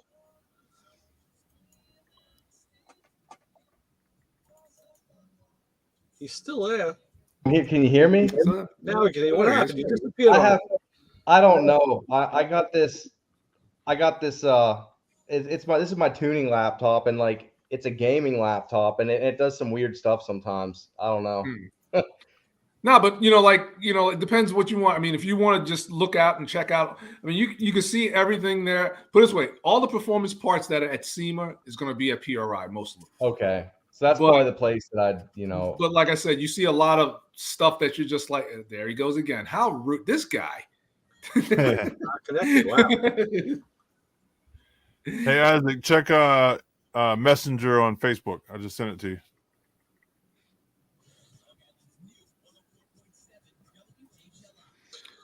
Brian, I need a tool chest. Yeah. Sorry about that. That's all good. Yeah. My USB ports are getting so worn out from getting plugged in 10 times a day. You know what I mean? I've got some I've got some 2 series boxes that are coming that are a smoking deal. Do you ever get used? Do you ever get used boxes? That's what well, I get used when I sell something new. So I mean, but I'm the reason why I'm talking about these 2 series boxes. We had a little recall on the 2 series boxes, and so they offered. What the issue was the casters. The wheels there was something wrong with the casters. So they offered the person a replacement. Either you can have the casters replaced or we'll replace the box. So a lot of the people they wanted the new box. So I have a handful of boxes and then they would send new casters, and I would do the modification to the box, and the box is okay. I mean, it still has the warranty and everything. You can but take they're the at casters off and give me more discount. Well, I mean, that's what I did to my wife's. I mean, she's got one. And I took and hold on a second. Your wife got her own toolbox? Well, Terry, Terry, just so you know, his wife has a 4, not a 2. Yeah, she's got a 4. So actually, Terry, you need the Revel X is what you need. Yeah. So I'm sorry. How does it work? The 2, the 4. So the 4 is the well, the 2s, and I mean, like I said, we basically have. So it will be 56 inches long, 56 inches long. 25 inches deep, about 40 inches high or whatever, 42. And that's a 2. High. That's a 2 and a 4. They're about the same. The only difference is the drawer configuration is the difference. But with my wife's, what I did was I took hers and I took the casters off of it and made stands, and then I put her workbench or her tabletop over top of that, and I put it inside of her work area. Oh, so, aren't you Mr. Handy? Look at you. Well, you know, actually the problem was when I originally built her table and tried to put the toolbox in there, it was too tall for her. So taking the wheels off of it dropped it down 4 inches basically, and I'm curious. Yeah, we'll talk afterwards. As far as like, But you know, I'm just kind of waiting. I saw some invoices. I know that I'm going to be a busy little beaver with some boxes flowing through here pretty soon. But you know, like I said, it's you know, it's be a pretty good deal. okay. Do they come in wild yak tan? Wild yak? No, I have. I think I have black, blue, and for that moody moment, thunderstorm gray. Which version of blue? It's royal blue, or it's That's a nice color. Is it like you're in the show blue? You're in. No. It's very similar to like this color blue. Yeah, that's a nice. Yeah, that's you're in the show blue. Yeah, that's what my boxes are. I mean, mine are all blue, blue and chrome, baby. Blue and chrome saves the day. Trying to think. You said black, blue, and thunderstorm gray. Thunderstorm gray is very beautiful. It's a beautiful color box. It's kind of like that. You know like the Subaru gray. You know, with all the flat all gray cars now. You know like that battleship gray that they got on the Dodges. Yeah, it's very similar, but it's kind of horrible. I'll take the black one. Thunderstorm gray is a beautiful box. If it, it's just got that moody moment. Yeah, 34th Street Intrepid gray. No. Battleship gray. Is that the same gray as the Hondas too? Because to me it looks like concrete. Yep. Well, it's very similar. It's not that strong of a color. Cinder block gray. I was going to say, Toyota actually has a color called concrete. They do. Yeah. You know That's what? a terrible color.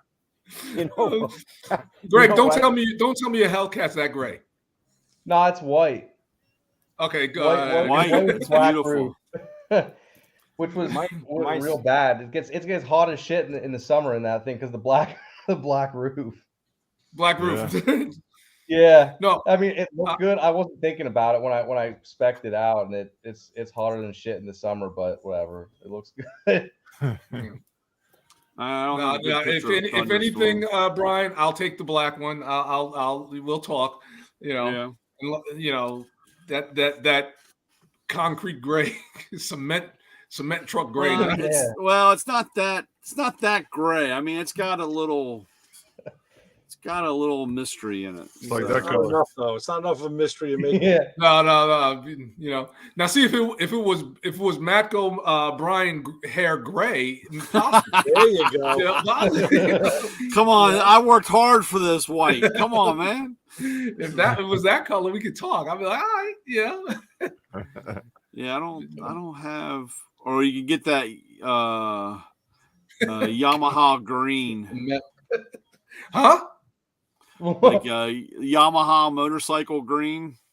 Is that light kind of light? That's not light. Darker than lime, but it's like milky lime green. This is that neat. Here, hold on. Where did it go? What was that green that Plymouth used to have? That Dodge used to have? That Tessie grass. Was that what it was called? Well, Plymouth and Dodge had the same colors. They just called them different names. Yeah, because they had that green. It was like the plum crazy, and then had the green that you'd find like on any one of their muscle cars back in the day. That green right there. That's it. Yeah. The green. This is like a Joker box. This is green with purple trim. That's hideous. Sorry. Is that a number 2? That is a 6. What's the number 2 without the 2 sides? Let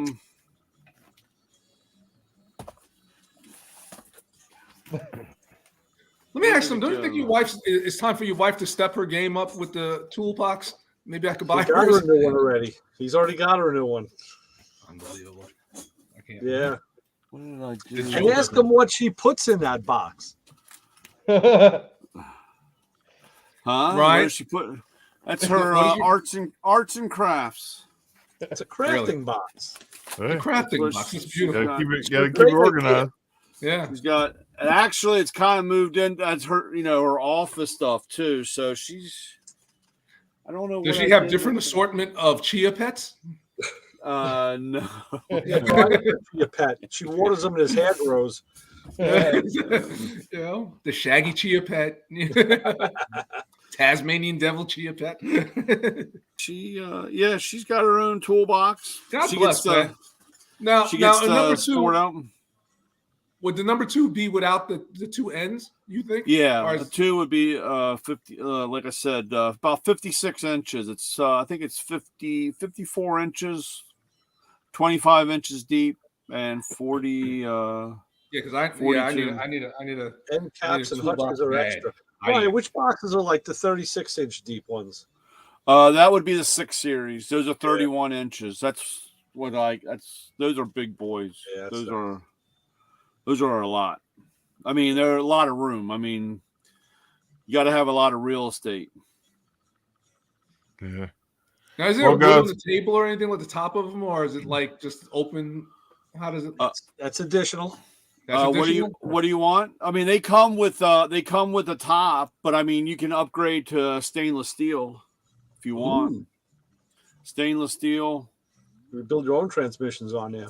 That's what I'm saying. I throw it right up on there. Look like I know what I'm doing. I'll be like, I'm sending it out. Looks good on the video. Hey, get some drums. As long as it looks good in the video, right? You put some drums on there. You do a couple of head tuning videos and look nice on the toolbox. Yeah, exactly. You do a couple of Radham McHugh flam diddles. yeah. That's right. Do some LT heads. Yeah. Well, Hey, fellas, I got to jump ship. Hi, Lewis. I'm not on vacation this week. I got to go to work. Take care. Yeah, I gotta head out myself because 5:30 rolls around real early.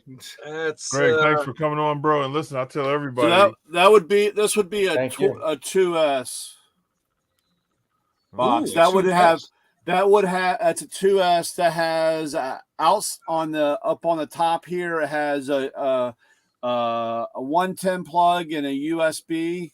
And then it also has the drawer. I mean, the one with the lettering on it is a power drawer. So you would open that up, and it would have a place where you put your chargers and all your battery tools. Nice. You gotta go roll them now because they're on 20% discount on Matco. And is it available in Wild Yak Tan? No. Desert Storm Tan. Desert Storm Tan. Right. But see, that would be a better view.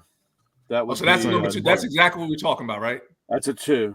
You would have the 2 top drawers are 6 inches deep. You have 2 top 6-inch, and then you would have the power drawers where the writing is on the thing, and then underneath of it would be a drawer, and then you would have 2 smaller drawers, and those are 4-inch drawers. Is it available in metallic mint green paint? Metallic mint. Well, I'm sure that if you have a painter. Right. Yeah. That's right. Hey, Greg, listen, you're always welcome to come on. You're family now because you've been on the show. So thanks, man. Anytime you want to come and tell us about some stuff you got popping, come on and let us know. Or if you just want to come hang out with us, we love hanging out. This is a good time. I like it. Yeah, you're always welcome. Thank you. All right, fellas, I'll see you next week. I have to go to bed and be an adult. All right, take care. Be safe. Good night. All right, take it easy. So I tell you, as much as I love these new boxes and the space, I still can't get over. I couldn't get over not having like a top and middle box. I'm so old school with my toolboxes. I wouldn't know what to do if I didn't have, that right. big top box. Yeah. You would sell that box to me and get yourself a box with a top. Well, they do sell tops too, but it's counterintuitive to me to do everything like underneath the bench. It's like, well, they do sell tops too, but it's Yes, I know. I heard myself say that. Yeah. You heard yourself. Yeah. And on that note, fellas, I'm about to go to bed because, like I said, 5:30 rolls around. And Terry, I am getting ready to repo a blue 4 Series 72-inch. Ooh, nice. It's a little bit longer. It is blue, and I think we've come to the end of our relationship. Your partnership. Is that your personal one? No. I mean, it's one of my customers, and we've come to the end of the road. And he parted with making his payments, so Brian's going to part him with his toolbox. Yeah. So, but that one. Oh, I'm repo. Oh, yeah. How do you go and repost someone's? So wait a second. If I get it, does it come with the tools? No. You wait till he goes out to lunch. No, I walk in there, I open it up, and I start taking the stuff out of it. And he goes, "Hey, what are you doing?" I said, "I'm taking my box." You're that badass, huh? Hey, I'm really a teddy bear, and I'm really easy to deal with. No, that sounds like beast mode. Dude, after a while, it just has to be that way. And it's so like, now, wait a minute. Terry, we got to rent a U-Haul and just like take a drive down there. We'll be there. That's what I'm saying. I'll take that. I'll take that concrete colored one if you know. Yeah, the price right. You know. But I think how old is the case that you're getting ready to repossess? It's a year and a half. And you're gonna so now when you repossess, does the person got to pay the difference or that he still owes? Well, it really kind of works. It depends on what it works, but I probably will have. I mean, we're talking. This is a $9,700 box, and I think I'll probably have maybe $3,000 into it. That's what I need. We can talk. So it's a smoking deal. I mean, I see it coming from your head. Smoke, yeah. And like I said, it's blue and chrome. It's still fairly clean. So the only thing is though that if you're out $3,000, that means he's been in for 67. No. Well, there's that his other issues with Mako. Okay. I mean, this is what they're going to sell it to me for. Okay. I mean, this is for me to go pick it up and go do what I need to do. I mean, this is, technically, I mean, like I said, I could probably unload it for a little bit. I mean, I can unload it for more money, but you can unload it for a lot of money, yeah. But we're family, Terry. That's what I'm saying. So even though you're like, that the odd one out because of that, little bow tie issue. But hey, I don't look at stuff like that. You know, Terry, I'll clue you in on a little something. Last night after you left the show, John's gonna put the finger on you for one of those LSA tops. There he said, "I'm gonna go." He's got 6 of them. He goes, "Oh man, he's got to cut me a deal. He's got to cut me one." And Lou's like, "Yeah, man, I need one too." Like, what do you need one for? You're the third person who told me that. It's like I was like, "Oh man, I can't have John come to the house because next thing I know, I can't let him see my LSA stash." Yeah. Well, you tipped your hand. You told him flat out. You had like 6 of them. Well, that's why I was really surprised. I'm surprised you didn't see it come across the screen from me as saying that you could go to the dark side and build a coyote. I did see that. I just chose to ignore it. Oh, yeah. Is that what? Okay, I chose to ignore it. I'm like, I saw every single comment that was coming through. I was weird with that because I watch on my TV, and all of the comments at one point in the beginning, everything was nice and clear, and then the picture all got a little kind of fuzzy, and the comments were real fuzzy. I couldn't read them on the TV, but I opened up my tablet and I could see them on there clearly. So I'm like, yeah. Wow, I saw every little comment. I was like, all the smart ones. I was like, that's gotta be someone. That's gotta be someone. But we need to talk about that. But that's a 4 series and that's 72 inches. That's a pretty big box. I got the space. Got the space because I need one bad. I mean, I got that small little Craftsman, all dilapidated and everything like that. I mean, it served its purpose. I mean, I got a Kodiak right now. Anymore. Got tools hanging out of it and everything. Time to go. Terry, it's better than what I got. I got an old Stanley that I got secondhand, and that's things are hanging out of that. I mean, this is I tell you what, if I get this box, I'll give you my Craftsman. This one is our the Definitely. purple one, but that's the box. That's the style box. Yeah. Ooh. Beautiful. That's a good But purple. it's sapphire blue with I think it's chrome trim. Is that the color of the box you're talking about? No, this is purple. Oh, it's purple. Purple. Yeah. The one that I'm going to repo is the sapphire blue to match your eyes. Okay. Hey, I'll live with that. Worst come to blue is worst, nice. I'll take the drawers out and sand. Like What? Blue? Oh my god! That's a nice Well, hey, blue, you know though. what? As long as you pay me, I really don't care what you Yeah. do. That's what I'm saying. Like I might put a coyote sticker on it, but hey, if you want to put, maybe if you want to go that way, you would see me so fast with one of those decal removers in the DA. Hey, years ago, I had a guy. I had a trade-in box. Right, it was a fairly big Snap-on box. The guy traded in, and he was a Ford guy, so he had the Ford emblem, and he had all the little Mustangs, and I mean, he had all kinds of stuff. And it was funny. I had it pulled. I mean, in my truck, but I had the front of it was up against the wall, so it was just the back of the truck, and it was like a maroon burgundy color, and so this guy gets on, and Dave was a big Chevrolet. I mean, he's a big Chevrolet guy, and he's like, "Man, I love that box," and I was like, "I love that color," and man, what can we do? And I said, "I don't know. That box might not be, for you, And he's like, "Oh, come on, man, sell me that box."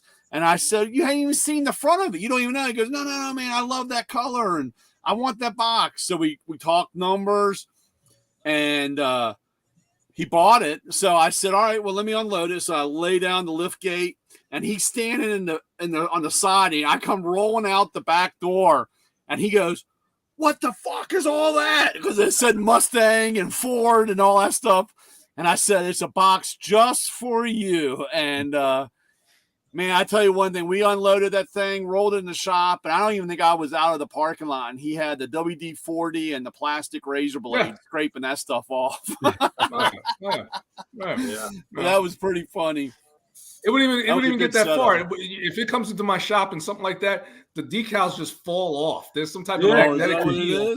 You can just watch it as it comes in. Like the decals just start peeling itself off. Like what's it called? Yeah, it ain't gonna last. It ain't gonna last.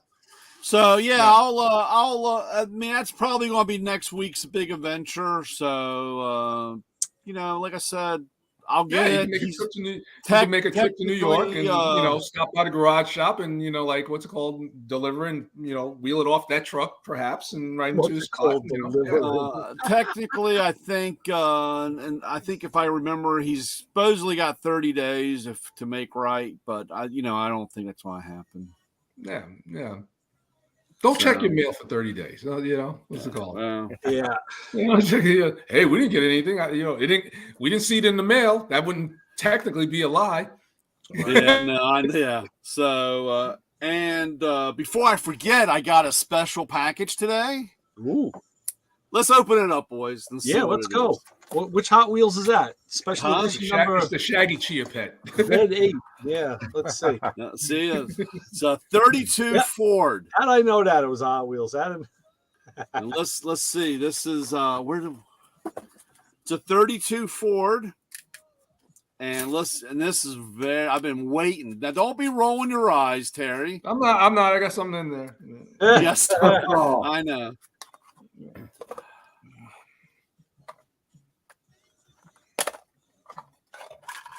Anticipation. Oh, iridescent maroon. Ooh. That's almost looks like a John Milner car, but yeah. It got the rubber tires. Coupe, but it's This is a RCL club piece. Very nice. This is so disturbing. And you special ordered that, huh? Yeah, I've been waiting. What's the emblem on the cowl say? Let's see here. Magnify the cowl. You got to get your magnifying glass with your glasses. It has a deck of cards. It's 4 aces. Okay. or twos, I guess 4 twos. The deuce. You know what? I think. Hold on a second. I think there's a Hot Wheels at my door. Hold on a second. Yes. Hold on. I'll be right back. But there. And look at the exhaust has blue tips. See how it's up against the head. The on the headers, The headers are iced out. Chrome header, yeah, very nice. Now, is that like a real? Is that from Hot Wheels or? Yeah.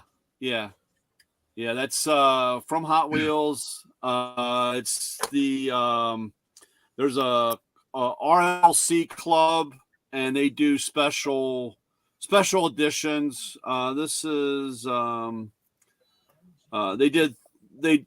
lot of people are upset because of the popularity. Of course, they make more of them now. Right. But they did 30,000 of these. Oh. Usually you do some lower numbers, and a lot of guys, I mean, there's a lot of people were upset. It used to be kind of hard getting them.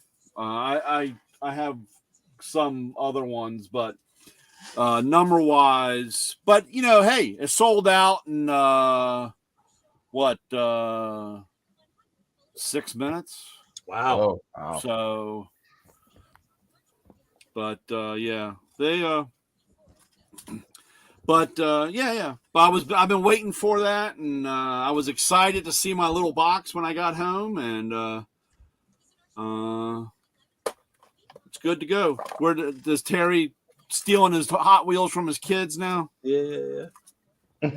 Well, I got home, his wife was saying, "Oh, honey, I got a great surprise for you." He's like, "Where's the box? No, honey, I'm having your favorite. No, where's the box? Where's the box? No, really, I got your favorite. I made your favorite dessert too, but where's the goddamn box?" I don't care about food. Ray. It's not that dramatic. My wife just rolls her eyes at me. She goes, "Do you know how old you are?" No, I don't. Say no, I don't.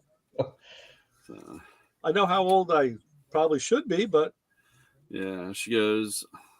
So you got to be a kid at heart. It keeps you going. He's got quite a following there in the chat. What's that? You got all your star football players there? Probably. I'm not looking at it, but probably. You got Raul Zubayt. Yeah. Andrew Bassett, right? Yep. Andrew William Lara. USC Boy Gaming. I couldn't find it, but boy, you were in trouble. Boy, I was in trouble, huh? Well, I was wondering, were you upstairs stealing it from your kid? Pretty much. Yeah. I found this special edition. It was that same color, 70 Monte Carlo SS with the rubber wheels. Nice. Really? Yeah. Yes. Rubber. It has rubber wheels. Are you sure? 100%. Are they? You don't know. He has a Volkswagen. He has a couple of cars with rubber wheels, but they're that special edition. They're. What shit? What was those things? I forgot what it's called, but it's that color red, just like that. I think it has a white gut and it has rubber wheels on it. Nice. Well, it wasn't Ultra Hots. I don't know what it was, but I said I got to get this. I've never seen things this nice. Yeah. So I picked it up. You said what year Monte Carlo? I think it's 70, 71. Yeah, I'd like to take a look at that, Terry. That might be. I'll trade you. Hey, it's yours if you let's go do an even swap. For a toolbox. Toolbox. Right. Yeah. Well, yeah. Okay, that's and of course delivery. Yeah, I mean, come on. Delivery. It's a red rubber wheel Monty, man. Come on, those things are rare. Yeah, rare. Easy, cowboy. Easy. You're starting to hurt. Rare, man. I've been looking for a Hot Wheels Nissan S14, the Silvia 14. And that one I've been having trouble finding. So are you into imports, Isaac? Oh, well, I'm into everything, but yeah, the mid to late 90s 240SX is one of my favorites. Yeah, like with what's Isaac is still confused. He has a mixture of stuff. Yeah. I like everything, so it's all flowing around in my head. Hey, if I go to a car show, you can ask Ray because I bombarded him with pictures. I'm walking over there going, woo, oh, whoa, there's back and forth, everything. European to Japanese imports to muscle cars to older cars. So hey, it's like nice cars are nice cars, you know what I mean? Like, I'm not really brand loyal, but man, I rebuilt a what the hell was that? An 03 Terminator not too long ago, and that see on that motor, you got. I'm not the biggest Ford fan ever. I don't think. You got to take everything off to get. You got to take off like 3 bolts to get off another bolt. You know what I mean? It's weird. Yeah. Yeah, let's face it, Ford sucks.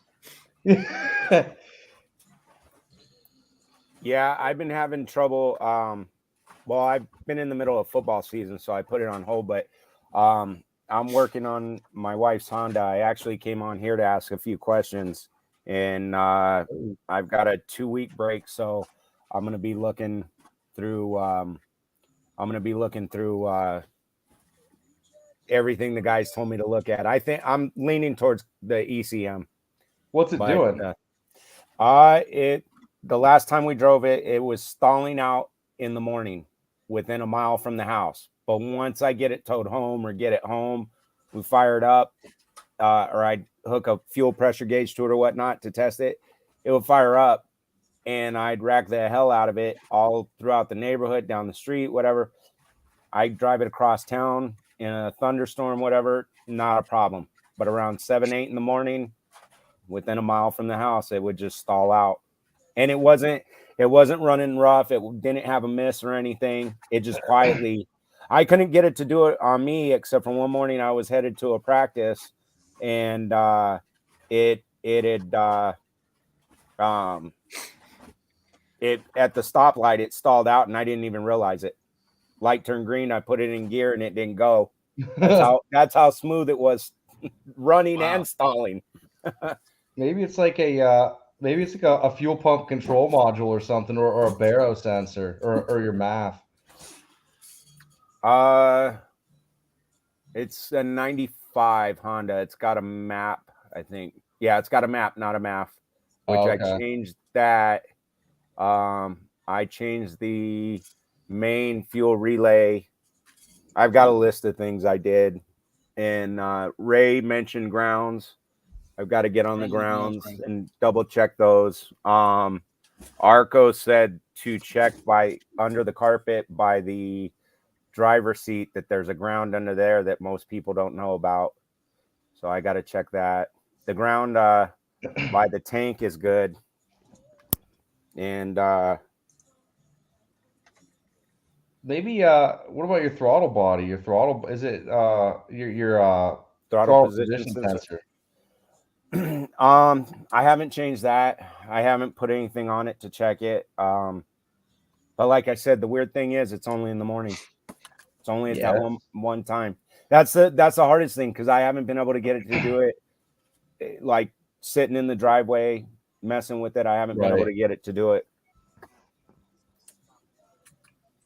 And it always does it in the morning, or just one time?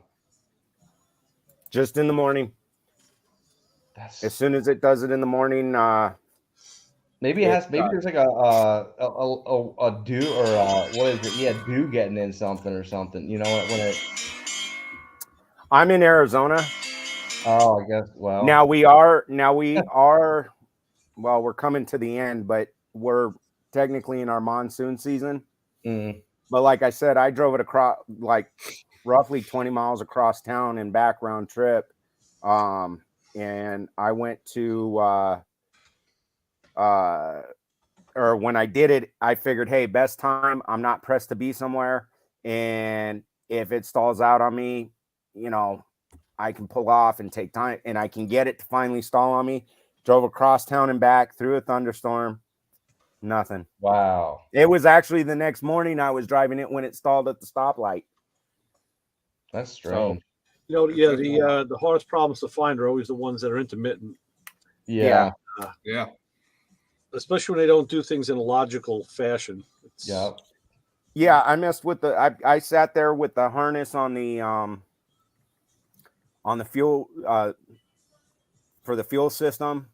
The harness around the around the distributor. I pulled, yanked, shaked, everything, just trying to get it to stall for me. You know, and that's a smart thing to do. Ford actually, since we're talking about Ford, actually has a procedure called the wiggle test, where that's a procedure that they taught the mechanics to use, where because a lot of problems with some of the early F-150s, the harness coming through the right side body.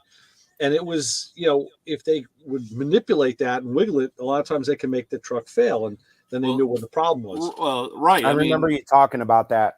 Yeah. I mean, that's the problem. If you can make it, then you can figure. Then you could, you know, fix it. Then you can fix it. It's You always trying to make it. You know. Yeah. I mean, the worst thing is you have a component like an electrical component that heats up and fails under, you know, when it's heated. But a lot of times you have, you know, also you have a pattern. I had that happen in my Fiat.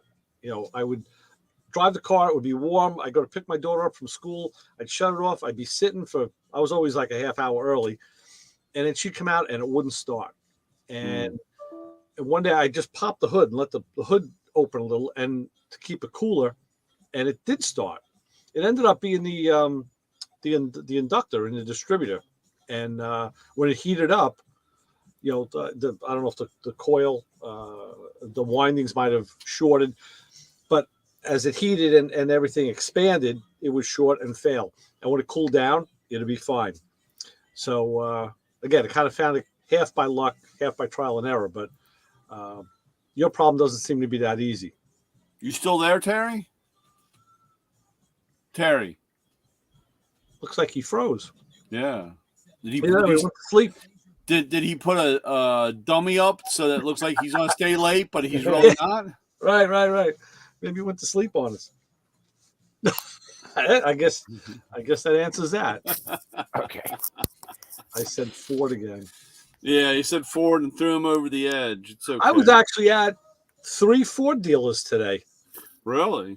Yeah, I went out with my buddy from the shop. He was looking to buy a Maverick. They're doing away with that, right? I mean, I read something where they. Oh, I heard it was kind of a flop. That's a little truck, right? It's a nice looking little truck. They brought it out during COVID as an entry level vehicle. This one dealer I was at had 2 of them, but he says you can't get them. Ford is doing some crazy stuff with them across the board.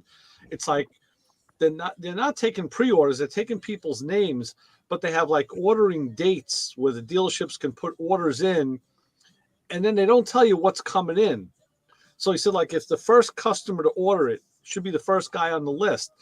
But if he put in specific options, and then as they release batches of cars, if none of those cars fit the option list that the first customer put in, he's not going to get it. They're going to go to the next person who asked for it that way. Wow. So this guy was really upset with Ford. He said they're really not helping us on a dealership level at all. And I don't know.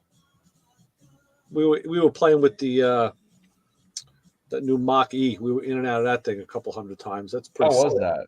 Yeah, that's pretty. NYPD is starting to. They're talking about using those as cruisers.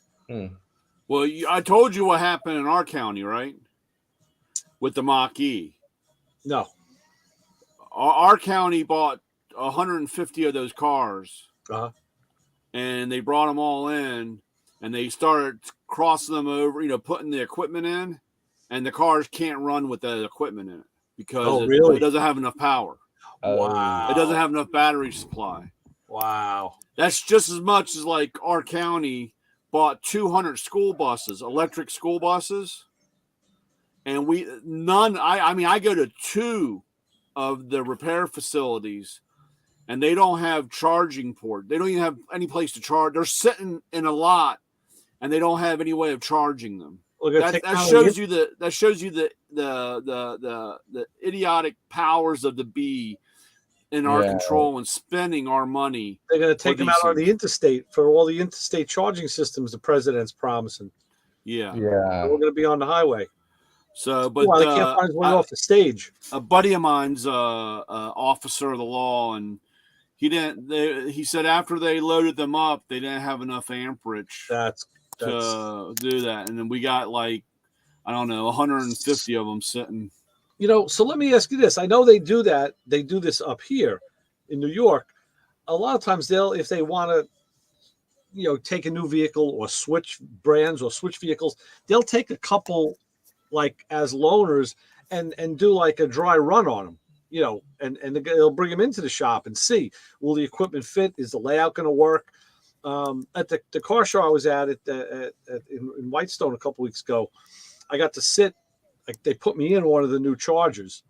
And I tell you, even in that platform, it is tight with the computers and everything coming down the center stack. The radar is actually up on the header, under the header panel, and they got a horizontal shotgun rack in that thing on the spine of the tranny hub. It's not on the dash. It's tight, and that's in a Charger. So, but I know that they'll take those cars and fit them first to see, will it work with our needs? I guess not all municipalities do that. Well, they probably, again, it's probably, somewhere along the line, somebody got paid and, they'll make it work, I guess, eventually. Yeah. I don't know. It's many years ago, I worked security in the downtown area here, and they said it was too expensive for us to have a security truck. We had a pickup truck we drove around, and they said the gas was too expensive.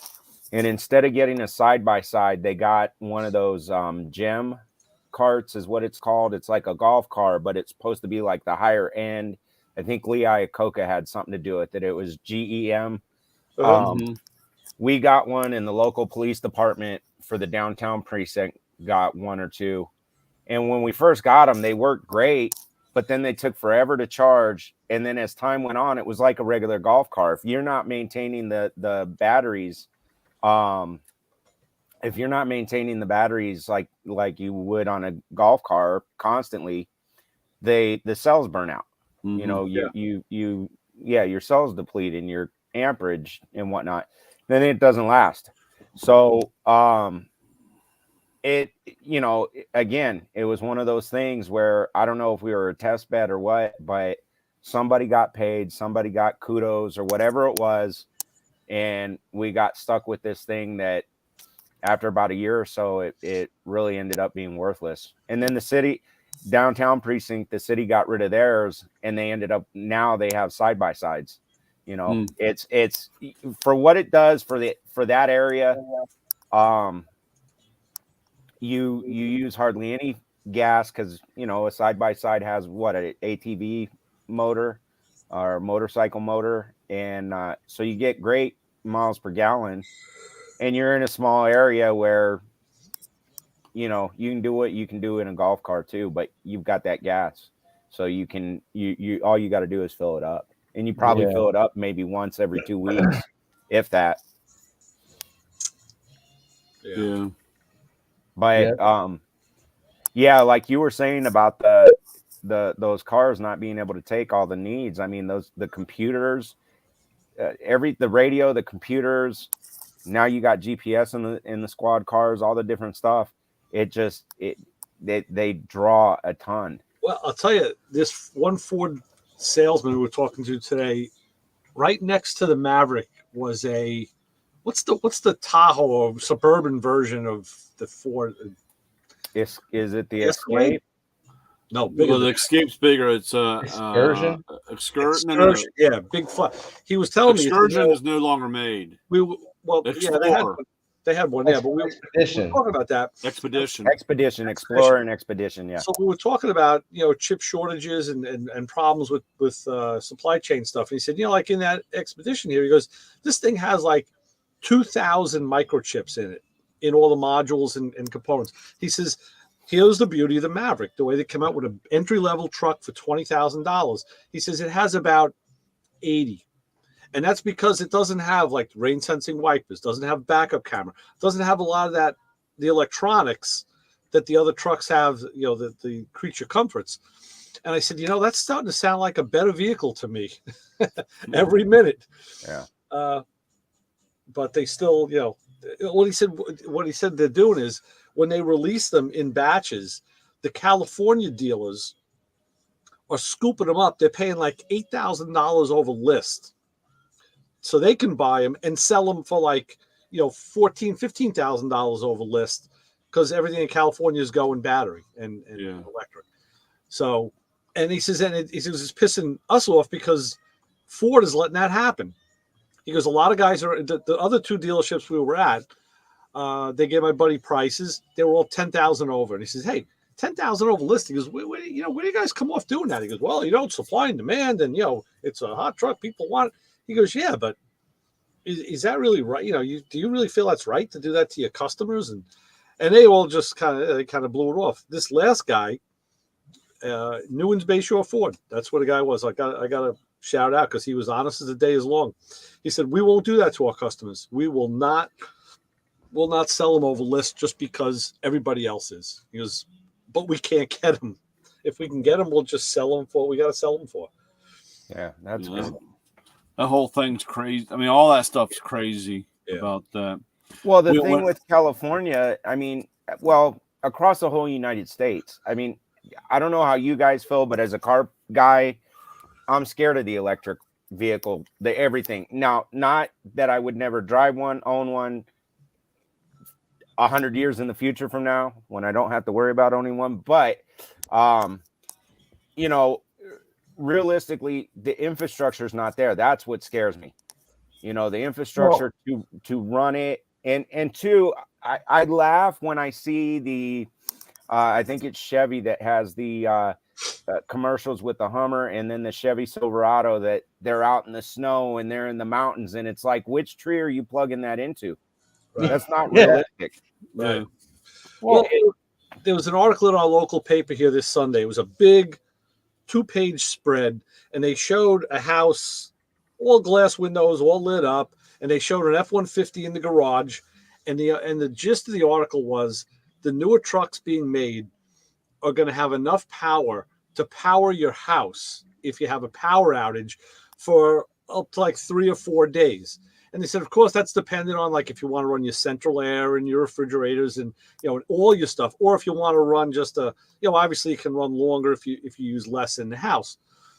And they said somebody's F-150 is going to come with like 6 or 8 outlets in them, and of course they're selling them the contractor thing and all too, work truck stuff. But great article, real nice. It was you could see it was a real feel good thing about being green.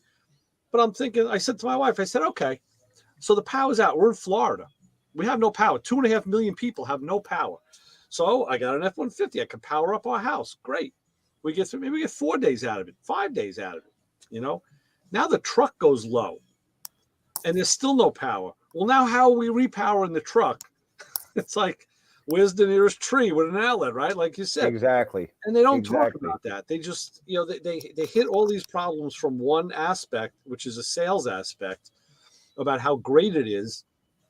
And they were actually pitching it as well as like, well, if you do this, you don't have to buy a house generator anymore because your truck will now power.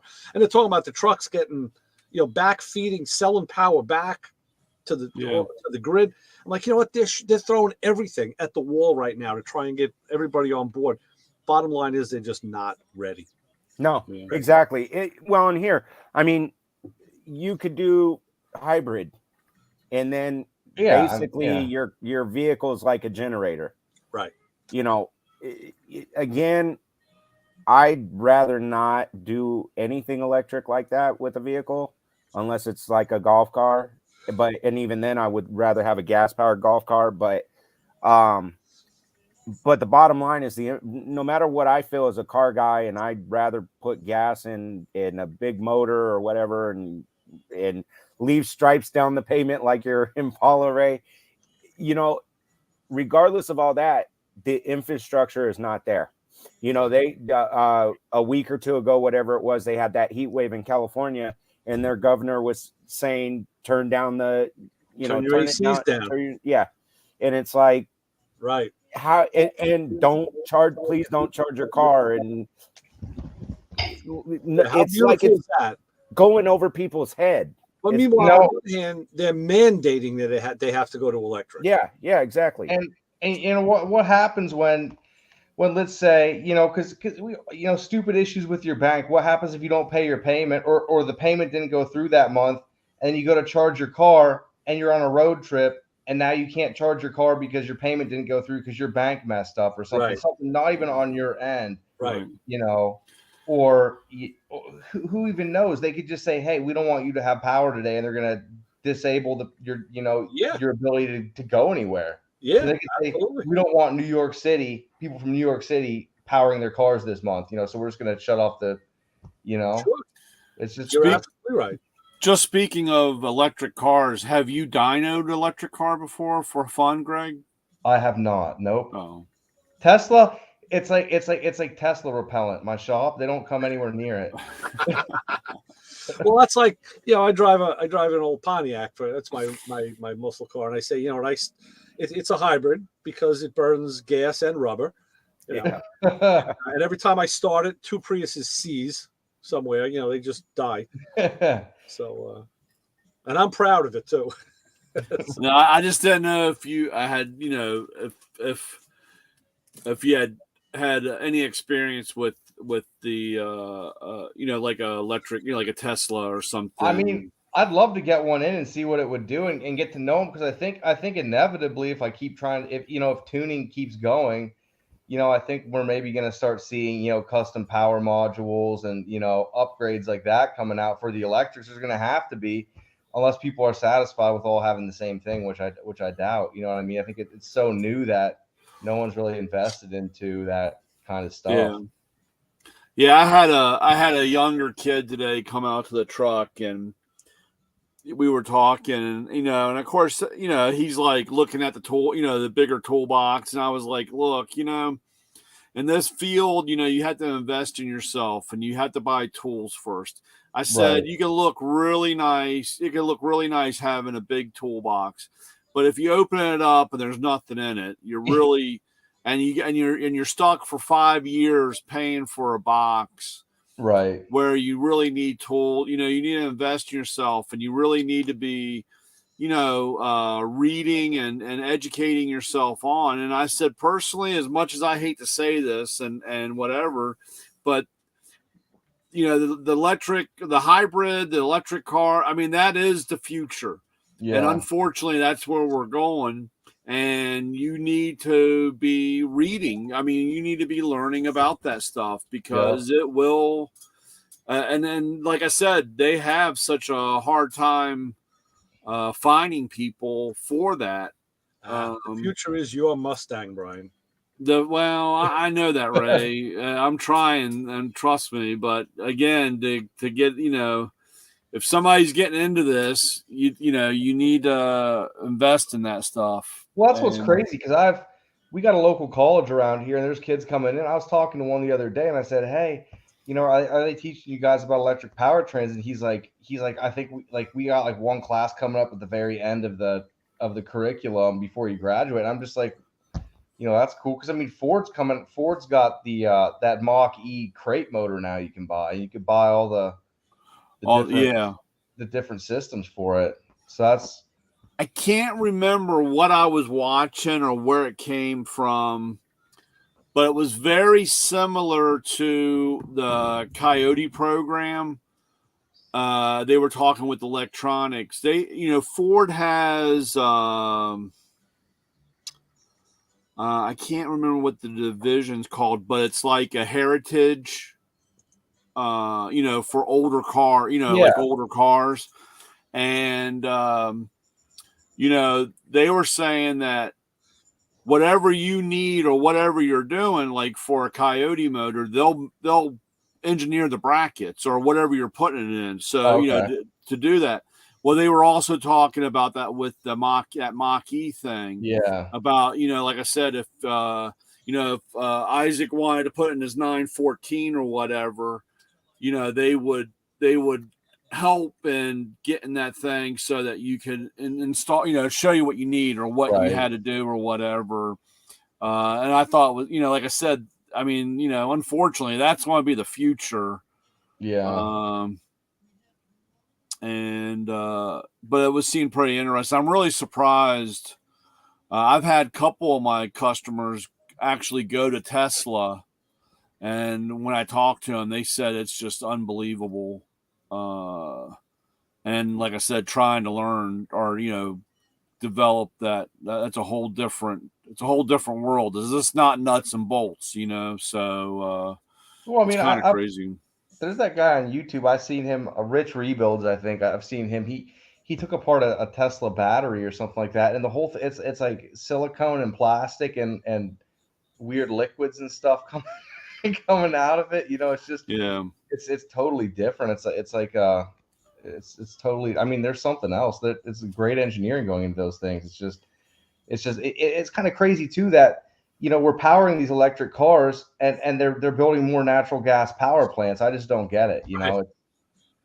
It's like burn more fuel to run these cars. I don't know, but I mean, I think probably in the future, but for now, I can't see it. And then we got these gas stations called Sheets up here, and they've got Tesla stations. You see these people just sitting there for like an hour or two at a time.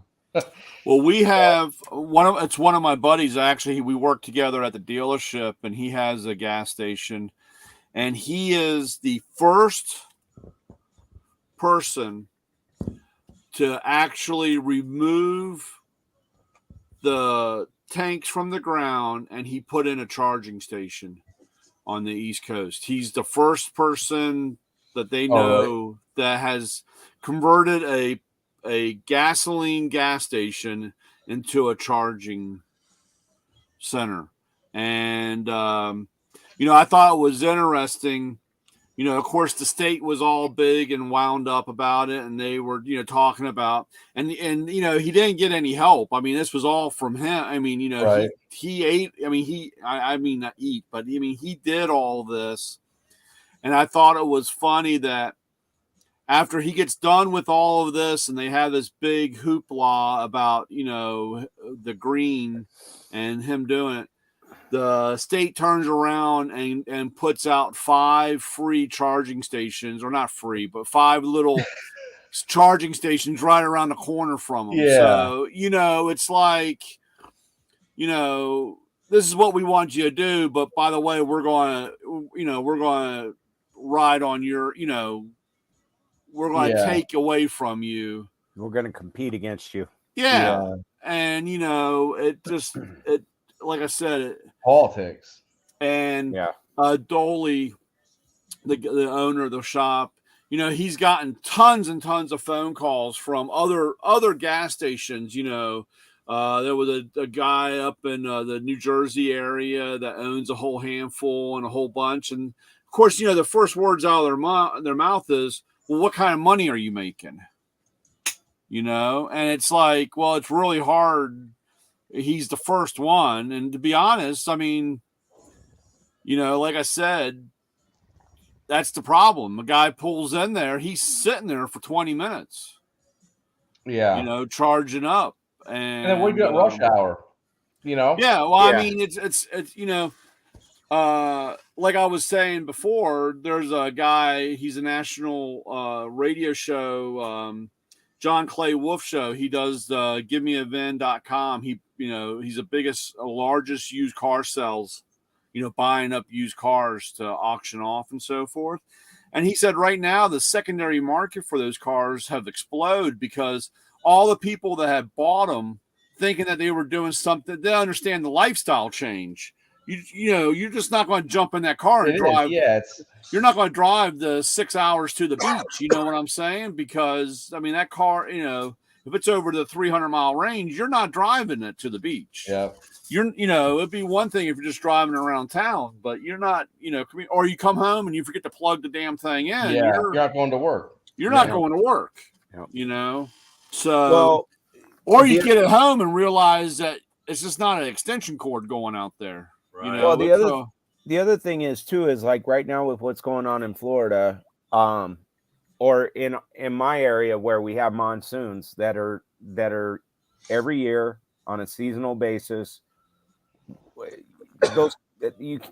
How do those cars do in water?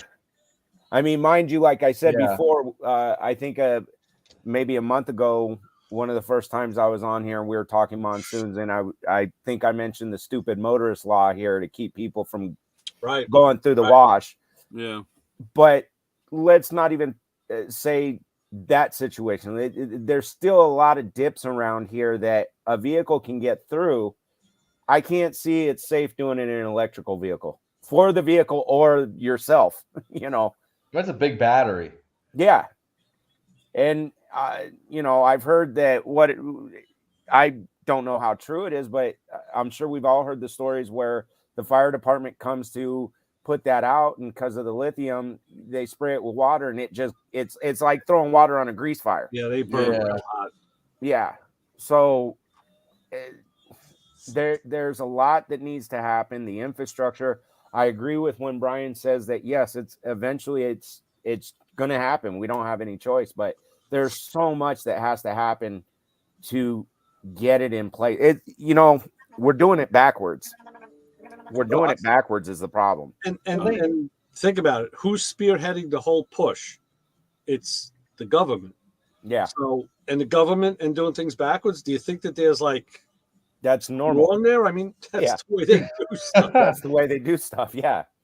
Well, it's like they had electric cars 100 years ago, and they were driving all over, and they had the same exact issues as today. Right. Brian, let me ask you a question, just to change gears. I watched the video today. It was like all cars of the 60s, and I want to show you. Check this out. Tell me what the deal is with that. Well, what do you mean what the deal is? What that was a prototype.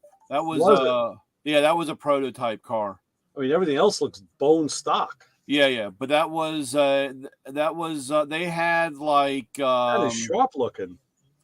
They had several prototypes, and I can't remember like that blue racing stripe. That was like when the very first prototype of the Mustang, it was a 2-seater car, and it had that stripe. These were all like I said, there was a handful of different prototypes cars. That was I got to show you too, because later on, let me see. I think it was around a lot of Mustangs in this thing. There's just a ton of Mustangs. There's another one. There's another one. But there was one I really liked. I could it looked another Mustang. This one.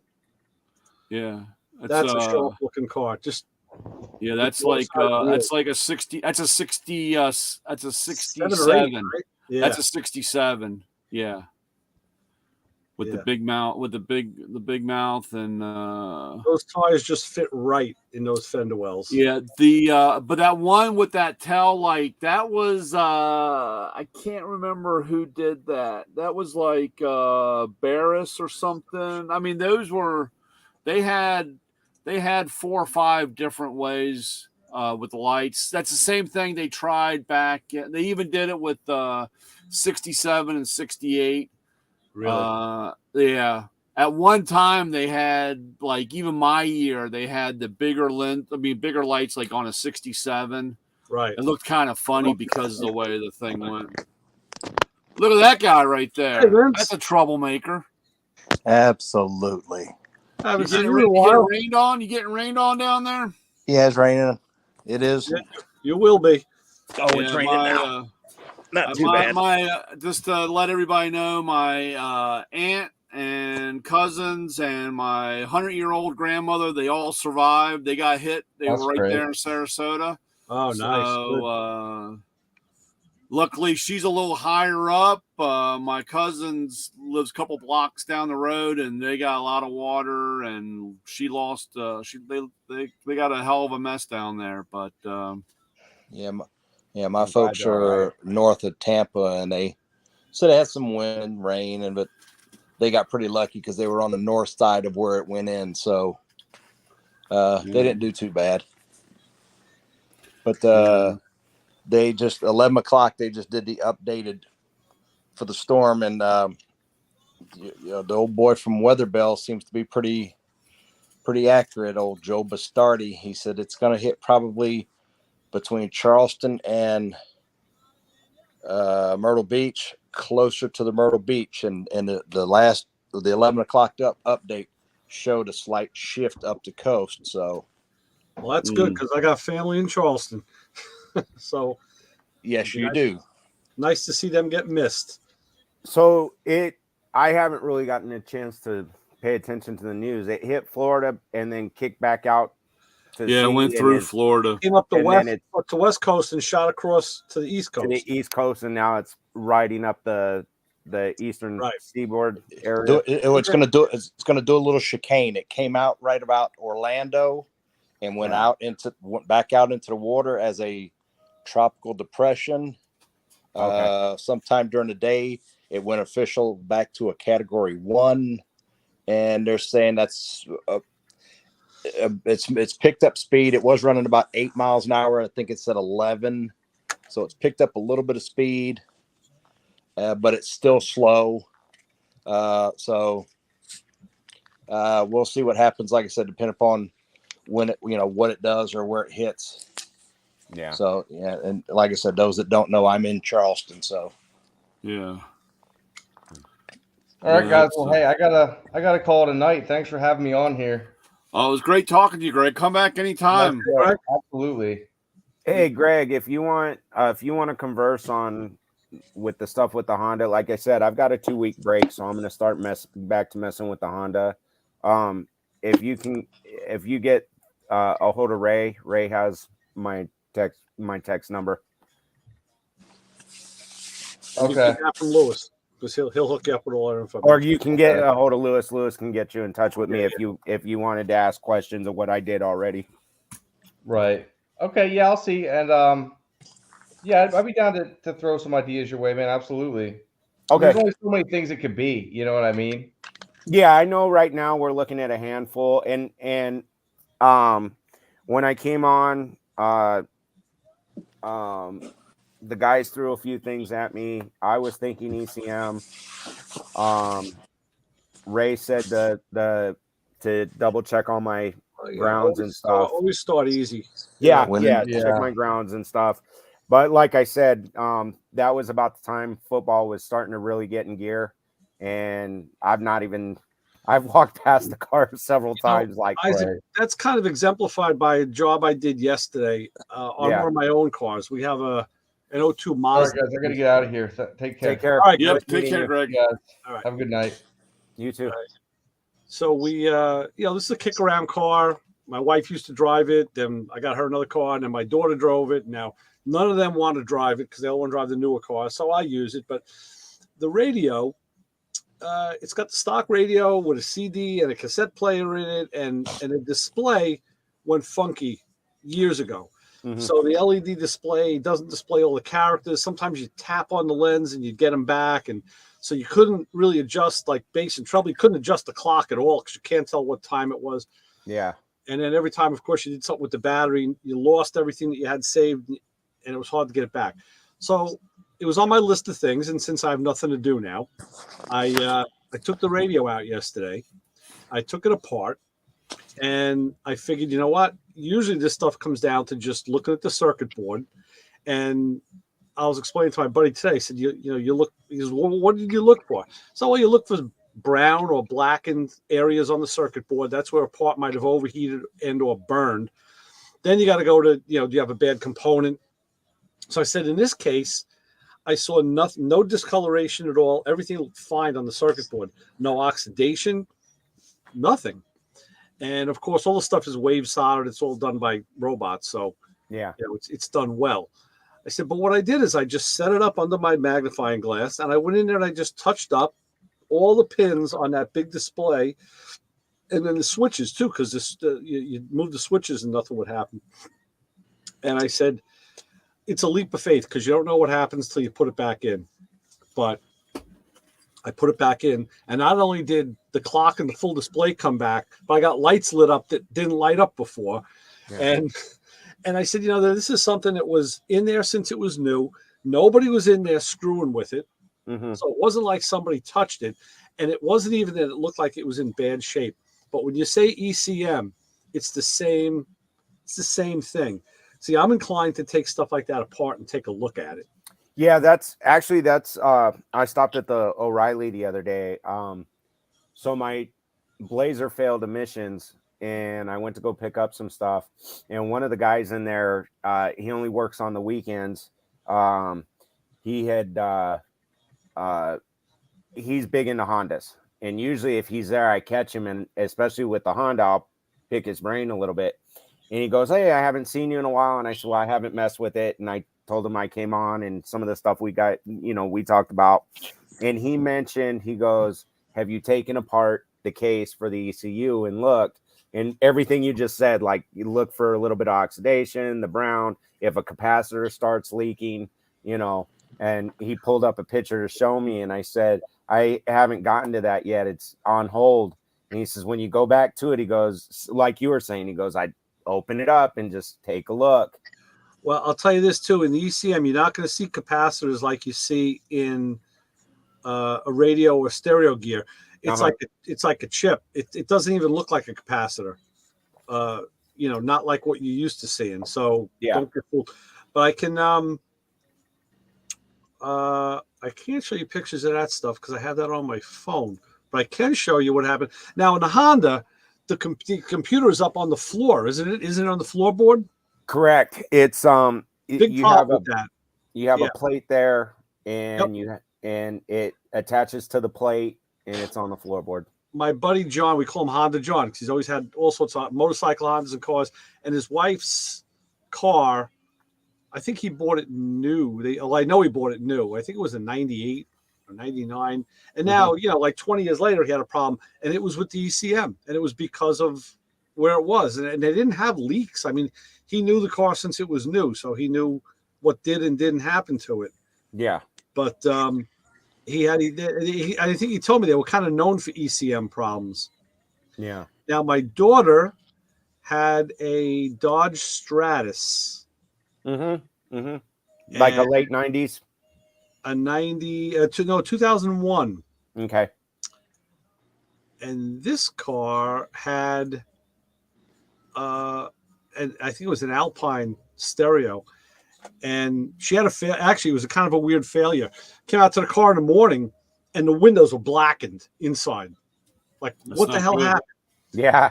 The rear left speaker lit on fire and melted out of the deck lid into the trunk, and there was a car fire. The car was on fire inside, literally. I mean, like I said, blackened windows, melted trunk.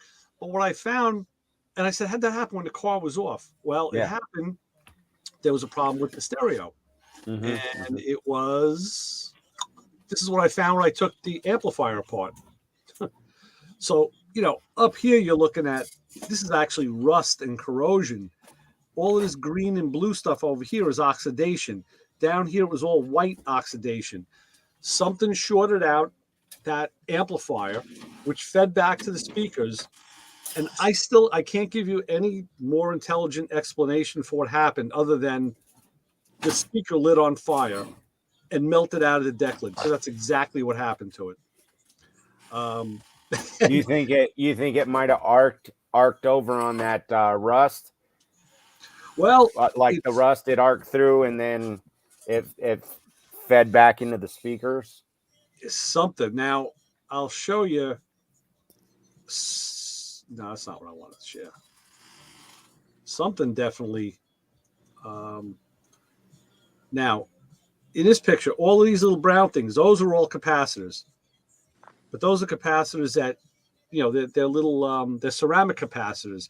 These capacitors over here, these are electrolytic capacitors in the cans. This is a toroid. And so this is the other side of that disgusting board. This side looked pristine. And these are three big electrolytic capacitors. It's not up, Roy. Oh, it's up? I'm sorry. Nope. Here I am showing you. There we go. All these brown ones are the ceramic caps. These up here on the left are small electrolytics. And these three are big, probably 1,000 microfarad electrolytics. But this is the other side of that board this side looks pristine. The other side looked like, Yeah. like holy hell. So, you gotta look and see what you got. But I wouldn't be afraid to take it apart. Yeah, that's what I think I'm gonna do. Like I said, if I can do this. Yeah. With the week and a half to 2 weeks I have before the next sport. That's how I found a back window. Oops. Oh wow. Yeah, wow. Let me see. Where'd the rest of them go?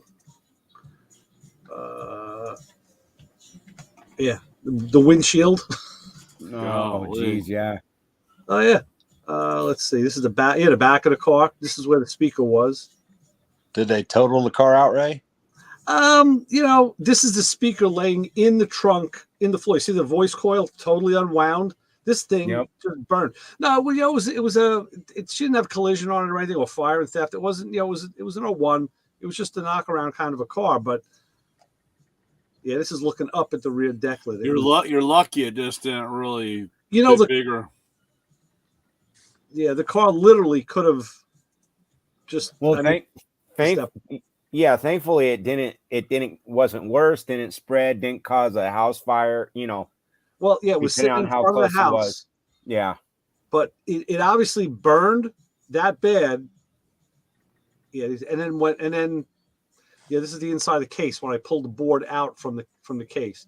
Wow. What it looked like, the oxidation, because I guess they put this on under the passenger seat from the factory. Okay. Stupid place to put an amplifier. That was but yeah, she didn't have tinted windows. She didn't have. There's my Impala way in front of it. Look at that. Oh, okay, yeah. But so literally, I had to take this car. I brought it over to the car wash, and I told the guy, I said, "Listen, dude, see what you can do. Clean this car." And I think I paid the guy like $50, and they did the best they could, but it smelled like smoke until it did get totaled. But just to think about that, like this thing was sitting, we could have had a full-blown raging car fire out there. Exactly. I mean, if we would have looked out the window, we would have seen a car it burning from the inside, which would have been kind of crazy. But so obviously it was somewhat weather tight because when it smothered for air, it basically put itself out. I guess yes. Yeah. One of my friends lost a bike like that. He had a bike in the garage. Came back a day or so later from a trip or whatever, and he opened the door and he's like, "It's like, what's that smell? Yeah. Why is like the walls gray instead of like a pristine white?" Because this guy's ex-military, so it's like, "Oh, okay, something's wrong here." And then they realized the seat on the bike was crispy. Yeah. Something in the bike had caught fire, and the way the garage is set up, it's the garage with like to me, it's like what they call a dog trot. The garage, joining piece, and the house. Yeah, yeah. And they were gone. They were gone for a day or so. And if that garage had burnt, it would have walked right across the walkway and burned his house to the ground too. Sure. Yeah. Sure. Yeah. But luckily the garage was sealed up enough that when it sucked, when it burnt, when it killed, got deprived of oxygen, it smothered it, and then it just kind of smoldered. Yeah. Because he walked in and he immediately knew something was wrong, and then he realized that the bike had just sat there and smoldered, and eventually luckily put itself out. He could have been unlucky and come home while it was smoldering and opened the door, fed the fire oxygen. But the backdraft. But the thing is, he'd have had a chance to fight it then. Well, yeah, and but you're not. I mean, it's not like you open the door and you have a fire extinguisher in your hand. You open the door, you got a cup of coffee in your hand, and you get knocked backwards. Yeah. But you've been watching too many episodes of Backdraft, Emergency. Yeah. Chicago PD or something. They're watching too many shows here. So Ray, I had a shop that caught on fire. Really? A business, and they were lucky because it's the same thing what Vince was saying, that they went away. Like I said, they figured it was sometime late Friday night, and they come in Monday morning, and they're like, "What's that smell?" And it was like, "Why is the shop look?" They're like looking around, and then they realized, but when the fire department, or when the guy from the county, he said, "You're lucky it was pretty much airtight," because he said once it ran out of oxygen, it was pretty much done, and it was a pretty minimal. They had a whole shop full of cars in there that and they only lost 1.5 type thing. Sure. So it wasn't crazy. Chicago PD. I was watching Wonder Woman, Linda Carter. The real Wonder Woman. The classic. Yeah. So Ray, now that you're retired, when are you going to come down and visit? Good question. Yeah, that's a good question. I haven't yet done any traveling. I've been doing a lot of stuff around here, and it's cool because now I'm finally finally easing into the cadence of retired life, where basically, you kind of do what you want to do when you want to do it. It's like before, last couple of months were just like being on vacation, and now it's like, okay, wow, every day is going to be like this. So it's kind of cool. You get something done in the morning, then you maybe take a little rest in the early afternoon, and I go out again, in the evening and do stuff, and it's kind of nice. And I've been getting a lot of little projects done, like that radio. That's been in the car for years. I said, I got to get that radio out and work on it, and I just never did it. I actually want to take the one out of my FJ too, because that's got the volume knob is a little funky. I want to take that apart also. You think that might have been done with what did they call it? When they changed the solder from the lead to lead free. Lead free. This Mazda is a 2002. At work we did go through the whole lead free thing. I have a cache of the old Kester electronic solder. That's the 6040 stuff. The stuff they stopped selling. I got a bunch of it. If you're game, I'll send it to you. I've got that 2,000 watt inverter sitting out there in the garage that we replaced in the RV. If you want to get it and dissect it, I'll send it to you. I'll take a look at it. I mean, it's a Freedom 458. You go to replace one, they're about $1,000, and this one just kind of quit working.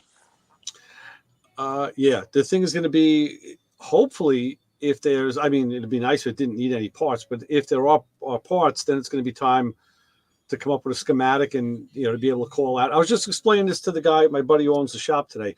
I said, what they do with these electronic components is not everything, but a lot of stuff, especially like ECUs and maybe inverters. What the manufacturers do is they want a proprietary chip. There's nothing special about the chip. It could be an amplifier, it could be a driver, it could be a second stage of an amplifier, it could be any one of a number of things. But they specify it, and the part number on it isn't the part number from the chip manufacturer, it's the part manufacturer from the company who's putting it out. Like, it could be a GM part number, a Ford part number. And that means nothing. You can't look that up in an Intel book or a Siemens book because it's proprietary to them. I've actually seen what they would do is burn the name of the number off the chip with a soldering iron. So now you don't know what it is. That's when it gets sticky. Like I said, the thing is actually it's a not a pure sine wave. I think what they categorize it as a semi sine wave. It's probably RMS. They're looking at RMS wave. Yeah. And then like I said, we had talked about this a couple years back. I remember, because I had, you said you would look at it now, because I know that's kind of your wheelhouse. So, yeah, well, I get lucky sometimes. Yeah, hey, I'd rather be lucky than good. Yeah, well, a lot of that stuff, like I said, if you have the patience, like I said, usually you got cracked solder joints or whatever, and if you can, and it's like you were saying, you follow your traces, you look for You look for any kind of distortion. You check your continuity across your, any joints and stuff. I mean, it's some basic detective work. And like you said, you cleaned up some solder joints and this, that, and the other, and put it back together, and voila, that thing is working like a champ now. Yeah, in my case, I didn't find anything that was a red flag at all. I didn't even see any yellow flags. So I just said, okay, let me touch up the solder. It's not going to cost me anything to do it. I already have it apart, so let's do it. And evidently that was it. So when you clean those up, when you touched them up, so did you go over them? Did you go over them with a wire brush, or when you say touch them up, did you take a soldering iron and touch them up?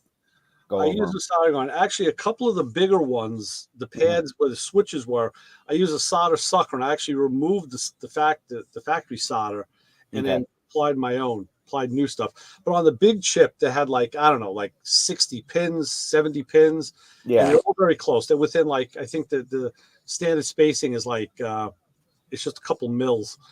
I had to change my tip on the soldering iron. I use a soldering pencil. I had to change it to a pointed tip instead of the chisel tip I use for doing regular wiring, and get in there and just, the idea is just heat up the solder, let it go liquid. Yeah. And let it go. And then I did add a little more in a couple spots. You got to be careful when you do that not to overheat it. People tend to leave the heat on for too long, and that will wipe out a component. Yeah. You're just want it to flow. It's all just the feel of just warm up a little bit. Yeah. Okay.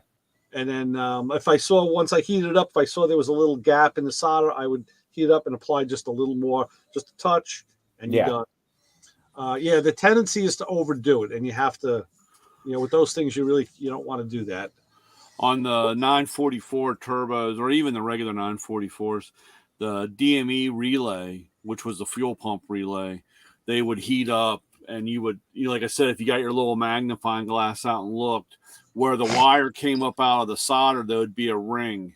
Yeah. And, right there, you knew that, all you had to do was, like you said, we had a small tip, and you had to be careful because most people would hold it too long and they'd melt the fucking board, or make it would fall apart on them or whatever. But you just, put a little bit of solder up on the tip, heated it up, get it, and just reseal those rings up. I'll tell you, all the years I was in the electronics area of the college for years, and I always worked with the students. And one of the classes that we taught was a project class, so I had to build an electronic project.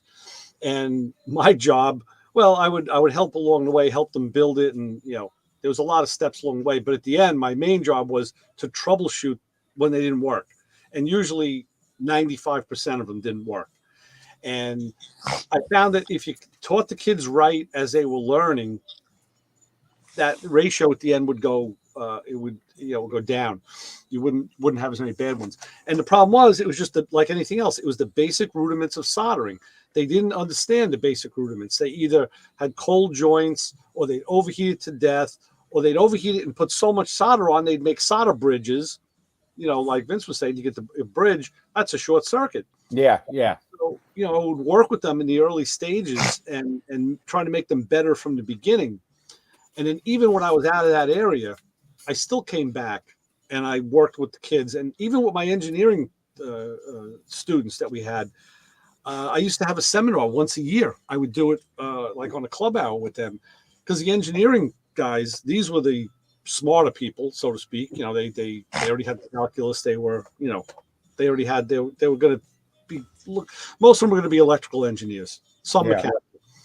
But I came upon it one during a class where I saw some of their work, and I said, "Hey, you guys solder like shit." It's like, who the hell? When did you learn to build this? And they were like, "Well, no one ever really taught us how to do this." Now, these were the book smart kids. These were the kids that were going to be engineers. So they were really, really smart. So I said, "Hey, how would you like to, let me show of hands. How many of you like to have like a little seminar on how to solder, learn how to," and all the hands went up, and actually I had a couple through the years, some really sharp kids, a couple of girls who had actually worked in the field, and they came back, they were returning students, and they were pretty damn good. But I would just show them the basics, and it was amazing. Like, you take for granted that students, just because they're a certain level, know certain things, and they didn't know that stuff. So I said, okay, let's. Yeah, there's a lot of that stuff that's a lost art in the sense that they don't teach it. I mean, the schools used to have home ec, the schools used to have woodworking class, welding, any industrial arts. Right? Yeah, we had auto shop. I think the high school over here still has auto shop. I know when I was at the high school, my senior year, our auto shop teacher passed, and he was worried that the program was just going to fall apart, but it actually stayed afloat, and it's still in function, which I'm happy. When I talk to the kids, hey, it's great to go to college, but if there's no shame in doing learning a trade. Trade is it's important. And I mentioned to one of the kids, I said, if you can work on your own car, whether you're working on your own car or whether you get into the mechanic field and you're working on other people's car, there's no shame, because you might go. I said, in fact, my auto shop teacher would tell me that he'd go to these parties with some upper people, I can't think of a better word, but they would look at him and look in his fingernails, and he'd say, that's fine, but you know what, in 2 weeks you're going to be at my shop and you're going to be paying me, and you're not going to get your fingernails dirty. And I remember my auto shop teacher teaching us that and telling us that story, and I shared it with one of the kids, and I'm like, there's no shame when you can. My dad once said, would you rather, and this was many years ago, but he said, would you rather pay a plumber to dig through your crap $30 an hour and then the emergency fee if it's in the middle of the night, or would you rather have an idea of what you're doing? And it's one of those times he had me out in the backyard digging up the backyard, and as a 13, 14-year-old teenager, why do we got to do this? Leave a cesspool. Yeah. And now I look at it, and nobody wants to dig around in crap, but guess what? I don't want to pay $50, $60, $70, $80, whatever it is now. You guys got it good if that's all the labor rate is over there. Oh, it's probably even higher. I mean, we're talking, when I'm saying $30 an hour, that was late 80s, early 90s. So I'm just guessing right now, because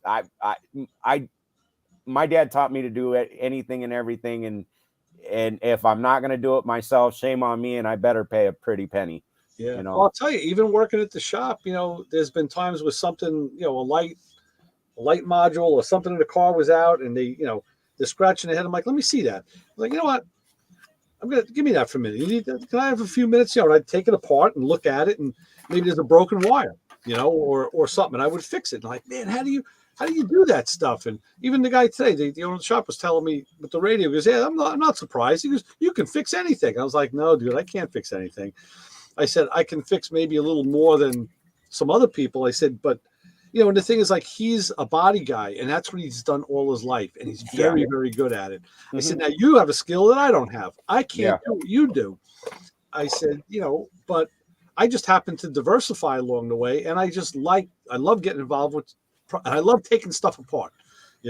I just love doing it. That's one of my, I just enjoy that. I said, if I get it back together, even better. Because sometimes you can't. I said, but I love taking it apart.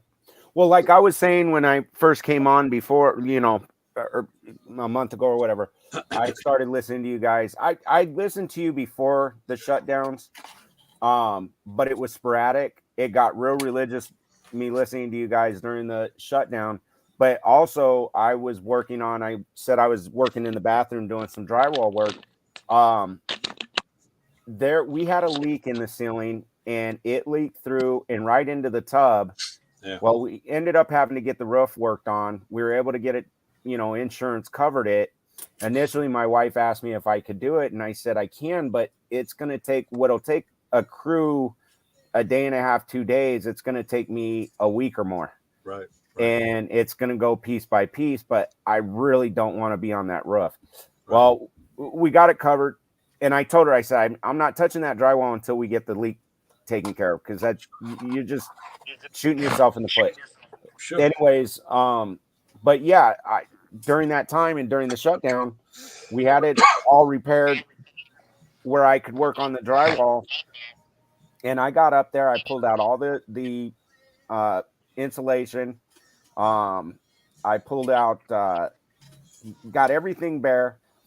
We never had an exhaust fan or a light. We had the light above the vanity, but we never had a light in the ceiling. Right.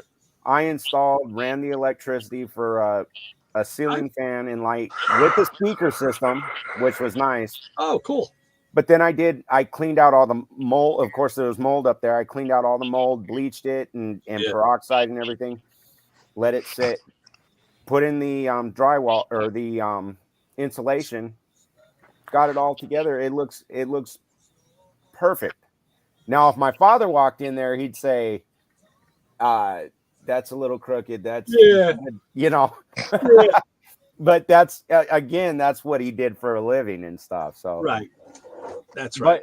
But again, that's something that you saved a ton of money up along the way. We saved money, you know.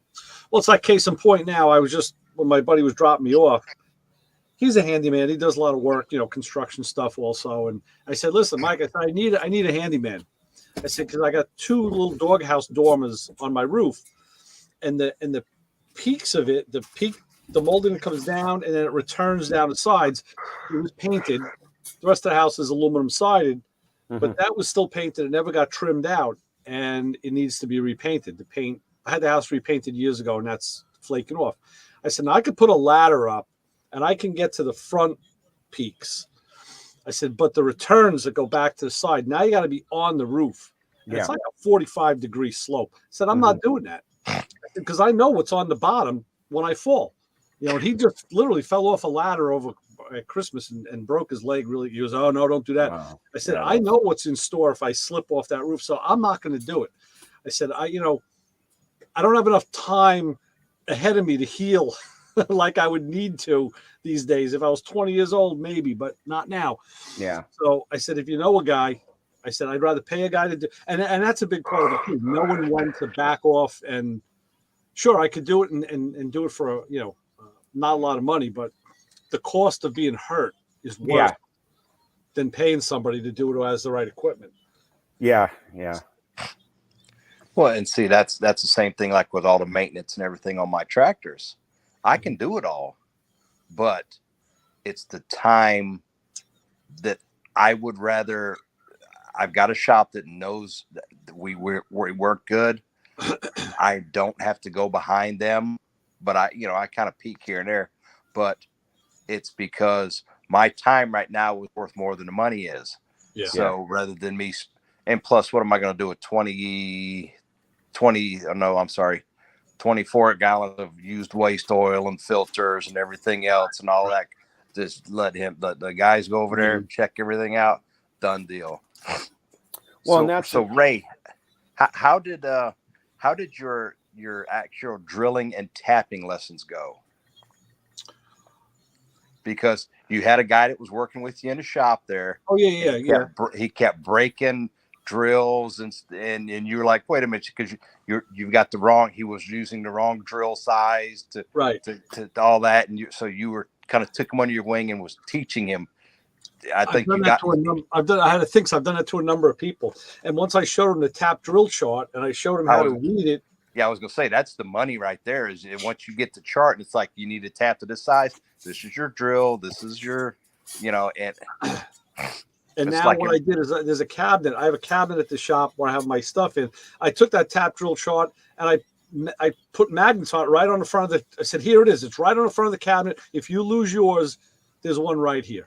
I said, I have like 8. I got 10 of these things. I have them everywhere. I have them everywhere. But that was the story. The thing that started that was when he was all happy and he showed me that, and this is going back now a number of years.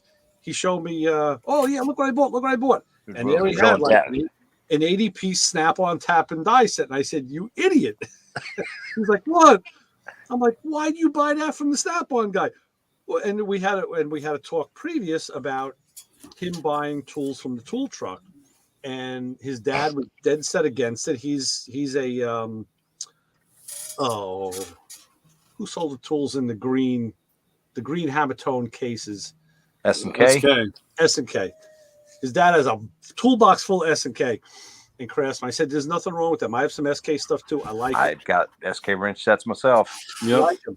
But he said, his dad was really against him spending money on the tool truck stuff because of the higher cost. And he asked me, well, I know you have, a lot of real expensive tools. And he says, what do you think about that? And I said, yeah, well, I'll tell you what. I said, I'll show you wrenches and tools I have that I bought 45 years ago that are still, the chrome is worn down, but the tools are in great shape because I took care of them. I said, if I have SK that's that old, yeah, that stuff will last too. I said, but you're buying a almost like a lifestyle, but you're buying a relationship when you go on a tool truck with your tool dealer. I said, because you may have to, warranty something or turn in or whatever. I said, and that's important in the shop. So he did. He started buying, But I said, but not a tap and die set, dude. I said, I don't even want to know what you paid for that thing off the big white truck. I said, I have, again, taps and dies when I was in a machine shop from years ago, Sosna taps that are like, I still use them today. So that's what that led us into, why did you buy that? And he said, because he said, if I break anything, he'll warranty it. And I said, okay, so you're buying insurance. I said, so what makes you think you're going to break this stuff? He goes, well, every time that was a lineage of the conversation. Whenever I use a tap, I break it. I said, I'll guarantee that you were using taps under a quarter 20. It was either a 10, an 8, or a 632. I said, I don't think you use anything smaller than that. You're not doing 440 or 256. I don't think so. So he goes, no, yeah, it was smaller than that. I'm like, okay. I said, I will guarantee you it's because you weren't taught. Were you ever taught how to drill a hole for a tap and then how to tap a hole? He says, well, no, I watched my dad do it. And I said, well, who taught him? And that's what led to the lesson. So I don't know how he's doing with it today. I don't know if he's done a lot of tapping. Actually, I'm going to be helping him soon. He bought a cam, a whole bunch of parts for his El Camino. So I'm going to be getting some motor work. So I'll bring it up with him. But yep. See, I had a warranty one today. What do you got there? A broken tap. And it's funny because I had a die that I had in the garage. It was a quarter 20 Craftsman die, and it had a bolt snapped off in it. And I had to get it out, and I couldn't turn it. So I was in there with my Dremel drill press drilling holes through the bolt, and I had to like whittle it away. Yeah, this is 6x1. Oh, it's a metric tap, yeah. A 6, that's pretty big. I mean, that's no joke. That's for a 10 millimeter bolt. Yeah, it shouldn't be breaking. I mean, that's big enough that's got some heft to it. Yeah. I guarantee the same thing though, Ray. Guarantee it probably wasn't drilled right. No, I was gonna say you could tap a 6, yeah, and give it some heft, but if it wasn't drilled right, if the hole wasn't drilled to the right size, yeah. I stopped asking. I don't ask anymore. Yeah. They said I broke a tap, and I used to say, "How do you do that? How did you do that?" And it was the same thing, Ray. I had a. Come on, Brian. You don't know anything. You're just a tool guy. Right, I know. You just sling tools. You don't know anything. I had a kid come out to the truck and he goes, "I want to buy some drill bits." And I said, "Why are you going to buy some drill bits?" Because he said, they have a guarantee, they have a warranty. Go.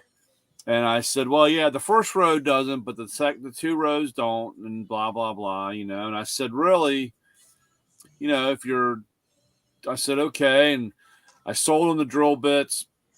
And a couple other guys came out. I went into the shop, and the kid had already smoked 5 drill bits. I hadn't even left yet. I mean, this is not even the next week. So I walked over, and he comes over, and he hands me these drill bits. He goes, "I need these warranted." And I said, "Dude, you just bought them." And I said, I said, "Can I ask you a question?" And he's like, "What?" And I said, "You got a girlfriend?" And he said, "No." And I said, "Well, that's why you don't have a drill friend, because you don't know how to drill right." Slow and steady. I'll give you one better. Slow and steady, not quickie. The same guy with the taps, he was trying to drill a hole in something. He kept changing drill bits. I'm like, "What are you doing?" I said, "You going successively larger on the holes?" He goes, "No, I can't get a drill to get through this." I'm like, "Give me the last drill you worked with." And I just walked over. I looked at, went over to the grinder. I touched it. I brought it over to him. I handed it to him. I said, "Try it now." And he put it in. It's like metal flying everywhere. He goes, "Holy shit, man! What did you do?" I said, "I sharpened it."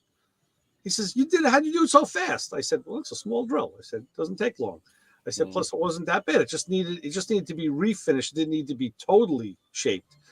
And then we had a lesson in how to sharpen a drill bit, And I mean, I was working with an 1/8-inch drill to get through this bolt, because it was a 1/4-20 bolt, so I had to start small. And I felt like I was using my hand drill, and I could tell it just wasn't cutting right. So I took it out, went right to the grinder. 1/8-inch drill, you just give it zip, put it on the buffet on the wire wheel to break the chips. I mean, once you know how to do it, it becomes second nature. And again, like Isaac was saying, there's a lost art. People don't want to take the time or learn how to do that. No. But it was funny, that guy, for as long as he was in that shop, because a whole bunch of guys heard me say about this is why you don't have a girlfriend, and he got so much crap. I was like, man, I really got to watch how I put things. But I was like, dude, that really pissed me off. I didn't even leave the shop, and he's already eating up. Well, these days he can say, "No, I don't have a girlfriend, but I got a boyfriend." He never complained. Yeah, but like Brian said, Brian, you could have walked in there and seen him. He had the thing wide open, leaning on it like it owed him money, and it's like, what are you doing, dude? It's like, yeah. Right. Well, like I said, that's why I stopped. I don't, unless somebody asks or make a comment, like I keep, these things are junk because I burn through, they don't last or whatever. Yeah. I don't care who it is. I mean, I've seen it on YouTube a couple times this week, and I'm probably guilty of it too. We think we're dead perpendicular when we're using a hand drill all the time, and we're probably not. And that's what gets you wobble that little bit. And that's what, now I haven't broken a drill bit in a long time, but that'll do it. You move, snap. I've been guilty of it. I know. Yeah, exactly what you're and I watch guys on YouTube too, and you can see, like, no, he's not perpendicular. Your eye thinks you are, but you're not. Yeah. No, I'm guilty of it. I don't have a girlfriend either. I have a wife, but I don't have a girlfriend. Right. No, but I know exactly what you're talking about, Ray. I've if you think you're in there right and you're just slightly off, and I've done it where I've not broken anything, but when I pull back, I'm like, that hole's a little off or a little oblonged. Yep, oblonged, and even if you're gonna run, that's when you're gonna run a tap through something. Sometimes you don't feel that you're off a little, but a tap will self-center a little bit. So that's it depends on the tap. You got to be careful. Starting tap, bottom tap. Yeah, I like when guys try to use a thread chaser as a tap. Oh, I've never seen it. I asked him. I said, "Are we cleaning or are we cutting?" Most guys don't even know what a thread chaser is. Right, and they were like, they you had to go through that whole thing, and you go through that. It's always entertaining. Yeah, because when the guy comes out and brings it, and I was like, "So were you trying to cut threads?" And then like I said, when they really need a chaser, they're using a tap, and they're like, "Man, I fucked this hole all up." Right. And that's why you need an assortment of oversized washers to cover up the difference. There you go. I have the answer for everything. Don't worry. Right.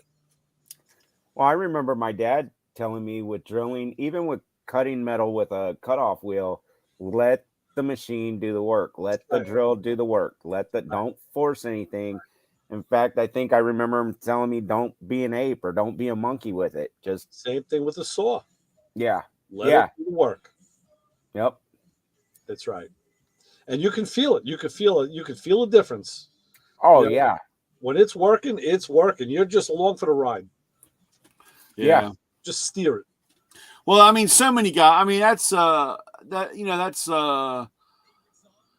see that so much. Even like I said, with a DA sander or any of that stuff, you see guys, man, they're rubbing it. I mean, they're instead of just letting the machine do the work, they wear themselves out. They're running circles on that stuff, and it's like, dude, just let it do it, or they're trying to fight it. Well, and part of the problem too, and part of it, I think, is with the younger generation. I think it's with the just society, the hustle bustle, fast food mentality.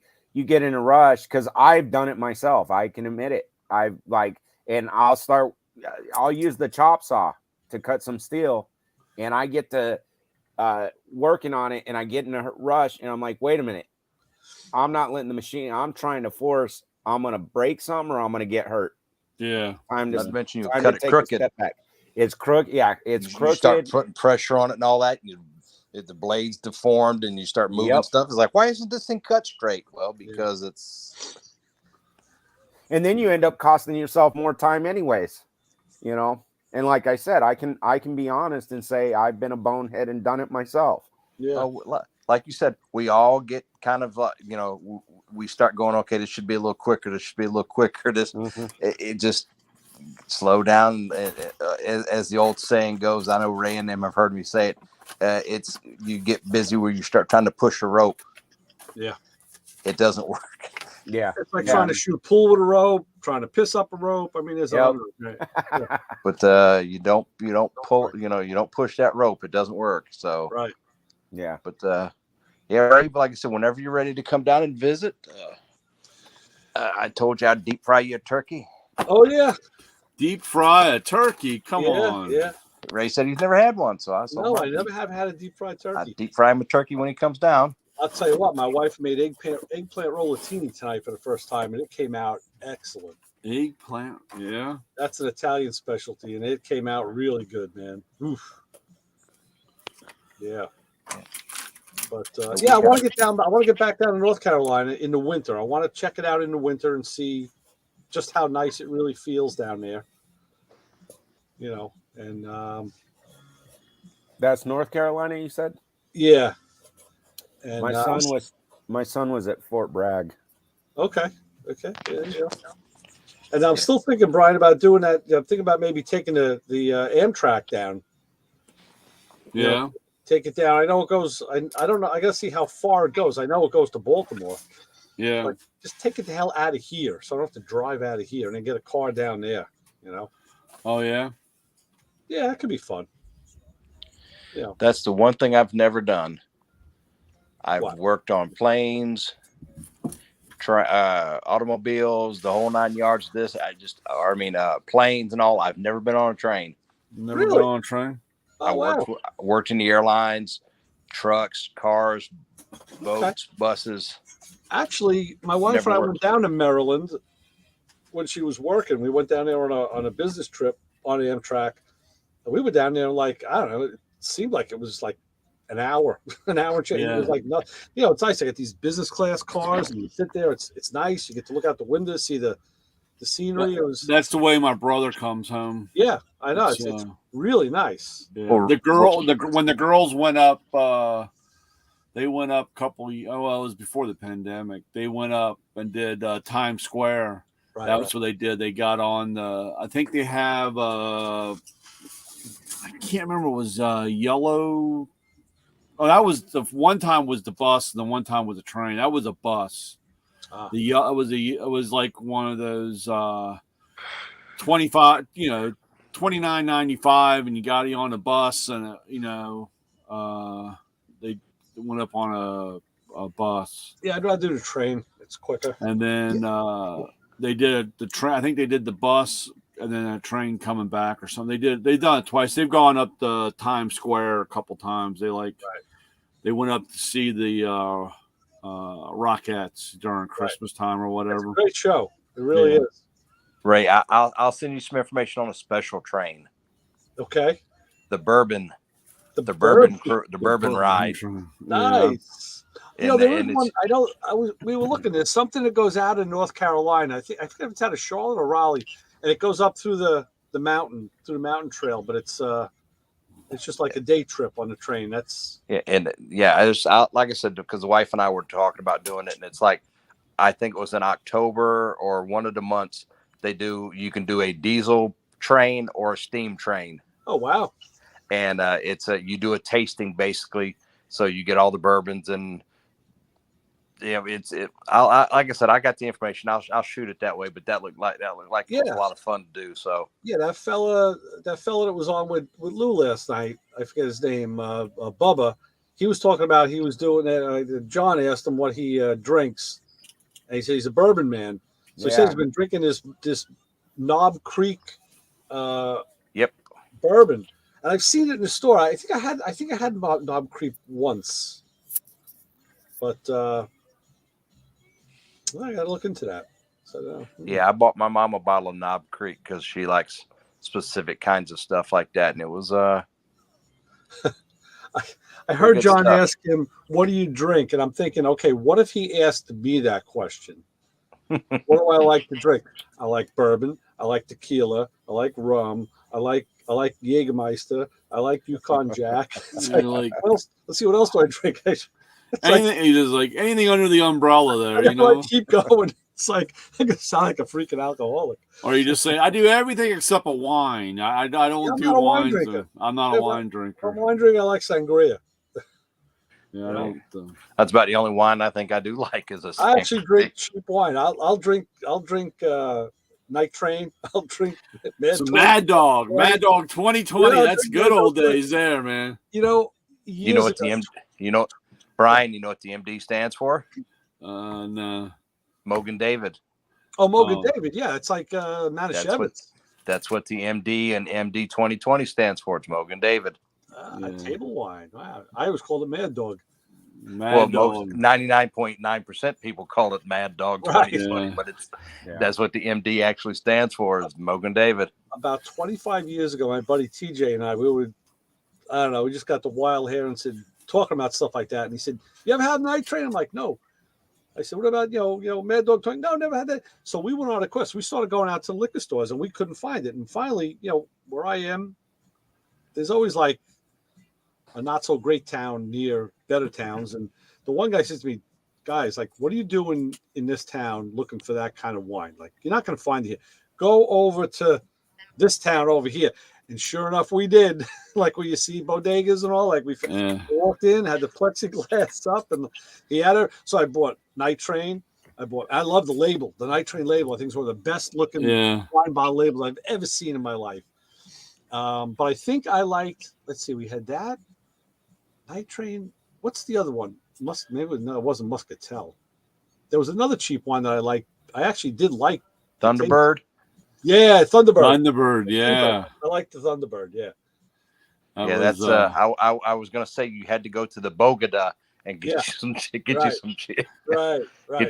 wine at the Bogota. He was right, man. They had it all. And we had just give me those. We used to take a watermelon and put a hole in it, and you pour a thing of Mad Dog in that. Right. And cap it back off. And by the time you got where you wanted to go, man, that was just like a liquid. That just ate all that stuff up. I mean, that watermelon was, and then you poured that out into where did I put it? Poured that out, and man, that was a hell of a night if you can remember. I found something when I was selling my mom's house. I was cleaning out, and I remember in the basement there was a couple of stash spots. I used to stash certain things, and I'd stashed this back like in the 70s, bottle of old Overholt. Oh man, great whiskey. So I actually printed out, like I left a legacy. My kids will find this one day. They'll have to get it out of the bottle, but I printed out the whole story, and I found an ad from an old magazine that had it in there. I was like, yeah, we found this from somewhere. We were like, sipping at it. What if there's a date? It was 8 years old then. Yeah, this stuff was nasty. Some straight rye with thinner. Yeah, and I like rye. That's another one. Yeah, I like rye. I was always a Seagram's drinker. I like rye. Yeah, 7 and 7. Like, I've got a Jack Daniel's rye up there now that I drink when I'm looking for something neat or on the rocks. Gentleman Jack is good for that. That's a good sipping whiskey. Yeah. That's good sipping whiskey. But you know what I found? The new line of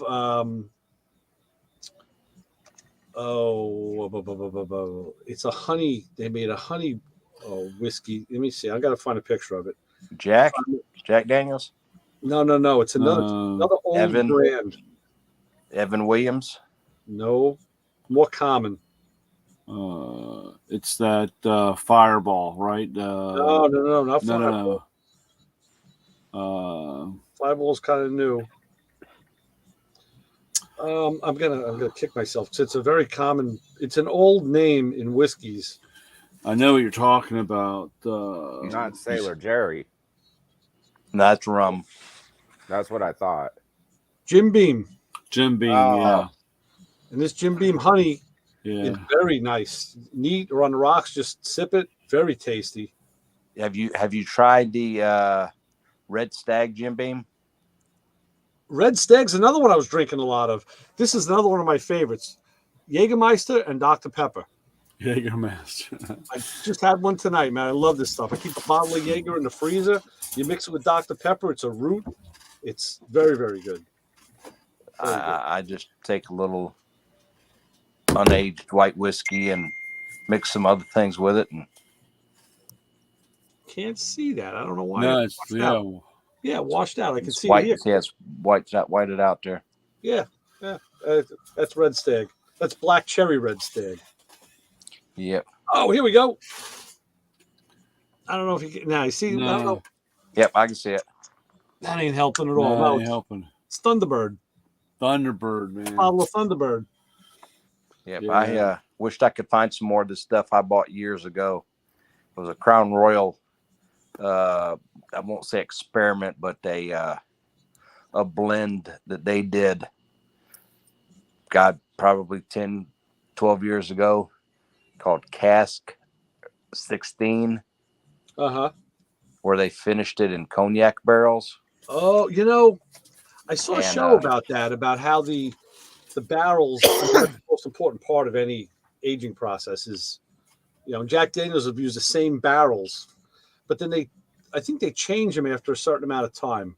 Yeah, they've got a lifespan of when their runs, they'll do so many runs through them, and then they're like, okay. And and I was reading or saw something where they basically have a waiting list of other distilleries that when they time out or when they go, okay, we're done with these, they're pretty much sold already. As soon as they come out of the production line, they're sold already. They want them. Right.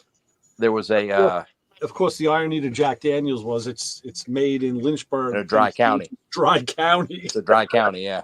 Yeah. However, we did a distillery tour years ago in Knoxville, the Knoxville Whiskey Works. Oh wow! And they were trying to change gin because, as they said, gin to them was like chewing on a pine cone. Well, gin is. So what they did is they took their gin and finished it in a Chardonnay barrel. Ooh. And it was pink. And it was like, I'm not a gin drinker. Never have liked gin. But if you told me you've got to drink gin and this is your choices, yeah, that's one I would take is that pink gin and that Chardonnay. But then again, I've seen some real heavy duty gin drinkers that turn their nose up at it. So I was like, hey, you like it? I'll tell you what, I've never been really averse to gin. I mean, it was never my drink of choice. But a few years ago, a friend bought me a bottle of gin, and now I'm hooked. And I want to see if I have the picture here. It'll be easier to show you. I'm not seeing it. So this folder isn't updated. Yeah, I want to try that tequila, that number one tequila. That sounds cool. I saw it when I was in Texas, but because of what was going on, I could not acquire it. Yeah. And I'll check with some people I know that are still in Texas and see if we can't get a bottle or two of that. But they say that's really good tequila. I will show you. I'll have to Hopefully it'll show on the phone. They bought me a bottle for my birthday years ago, and now I'm hooked. I thought I was in a barbershop. Hopefully it's not like Gilby's gin. No. Feeder. No. Those are the those are the garbage gins. That's the that's the $8 bottle of gin. This stuff's expensive, but it's like the first time I had the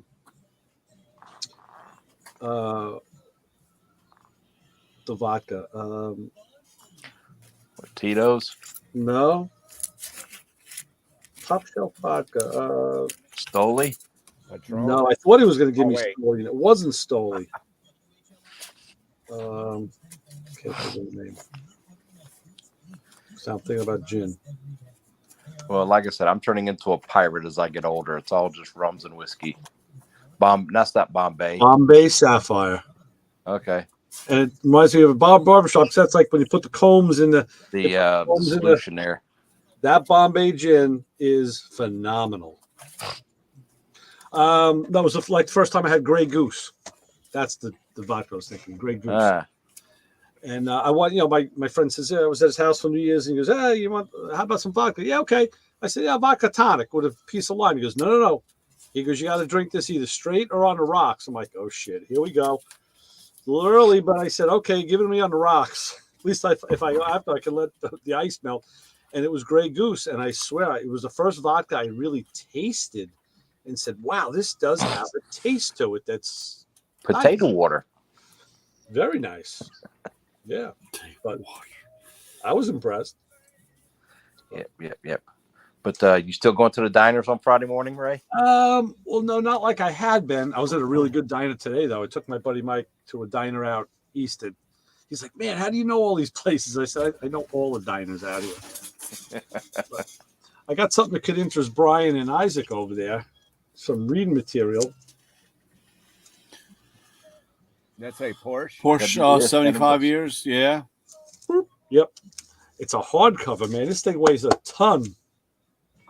Yeah. We lived 75 years of Porsche's most surprising moves and successes. So it's not just an anthology. I'm going to say, I may get this guy in the show. Oh, yeah? Yeah. Yeah, I worked with a guy years and years ago who was originally from Fort Wayne, and old Jim was about half crazy. He would walk, but he was one of those guys. He'd walk by, smoke Pall Malls. We'd be doing something. He'd walk by and got a joke for you, and he'd tell you this joke. It was like, oh my God, he's just dying laughing. And remember we were stocking alternators or something one day. And he goes, a Porsche makes a unique sound when it's pushed off a lift. And so he recounts to tell me about how he worked at, because he was a big Chrysler guy, huge. That's, they say Mopar or no car. Oh, he lived it. He lived it. It wasn't talk for him. He lived it. Everything he owned was a Chrysler product, had a Pentastar on it or nothing. Right. And he worked at a Porsche Audi dealership in Fort Wayne. Yeah. And he was recounting how certain model 911s and all that back when they had the points and all that. He says, they set the dwell and set the timing and all those things at $6,000. He said, so you be sitting there and they've got them on the lift and they're running the time and check, doing all that. And he remembers this one little mechanic come cruising through there, and he goes, I don't remember the guy's name. He says, but he was a phenomenal mechanic. And he come out the office and you could just tell he was pissed off about something. And he grabbed and threw a bunch of stuff on top of his toolbox and rolled it about halfway to the door. He said it was a brand new 911 sitting on the lift. He went over there and he dropped it down about a foot, got underneath it, and just did like a standing press and just shoved it off the lift and turned around, grabbed his toolbox and finished walking out the door. And it's just like, okay, take this job and shove it. Pretty much what he told him. Wow. His funniest story was he goes, we're sitting there in the store, then we're doing something, and all of a sudden, bam! And he says, half the shit on the wall come flying off, this, that, and the other. And what the hell was all that racket? He says, this kid comes walking in, he goes, I need a master cylinder. It's like, yeah, I think you do. That's funny. Well, I tell you, I had a 911, and they would hook they had little auxiliary heater motors up in the footwells, and when they put the aftermarket radio in, they would always hook the power to that because that was a really easy power source for to get to. Yeah. Well, the problem is, of course, I never understood. These guys that own these cars would spend big money for a stereo and listen to AM radio. You know what I'm saying? I mean, Yeah. I never quite understood that, but unfortunately, when they hooked it up, you would get the fan feedback. You get induction. The feedback, yeah. So, of course, then the car would come in to me, and so I'm sitting there, and I redid the hookup and so forth, and I went to make sure. Well, I reached across, of course, on a 911, the ignition switch is over by the driver's door, you know. So I reached over. Of course, when I did that, I bumped it into first gear. Not knowing, and I turned the key on to start the car, and I'm in the passenger side. Oh, chirp! Nice. So, of course, the older ones would start on a higher idle, So this thing takes off through the shop and hits the wall, where the parts department and everybody in the parts department comes running out, and they're, luckily, it didn't do any damage, but it was a little scary going for that ride. Yeah. Well, I guess if you thought fast enough, you could have pulled the shift into neutral and pulled up the parking brake. Well, I did that, but like I said, I was about 4.5 feet from the where I was with the wall. So when it took, and by the time I grabbed, but we still impacted the wall. See, now, you should have told the guys. They could have used that point to take the power from if they would have put a capacitor on it to ground, and it would have eaten up that the EMF. It would have taken off the signal. Well, Ray, I on the same note, I did find out that's why Ford, like on the underhood of my fiberglass hood, it's like a screen. Right. Right. When they like they laid it over and then they like gel coated that screen into the hood, and I was like, what the hell is there? And then for years I would ask a couple different guys, and they're like, I don't know. I pulled all mine off, and I was like, I'm gonna leave it because it's Ford put it there for a reason.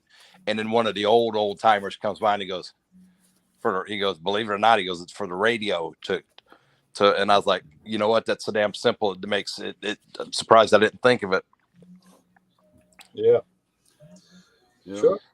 But Brian, if it makes you feel any better, I saw a guy do that standing on the running board of a tractor. Didn't reach in there and grab the stick, burp, and off it went. In like second or third gear, and him hanging on the running board. And it just right down the road, and as him trying to Flintstone jump up on the running board more and get into the tractor, is it like I said, chugging down the road with him hanging off the side. I got one, and I wish I still had the video of it. I pulled up in the tool truck, and of course I leave the truck running all the time. And I get up, and slight incline to the shop. I get up, and I throw the thing up in I think is park, but I throw it into reverse. Ugh.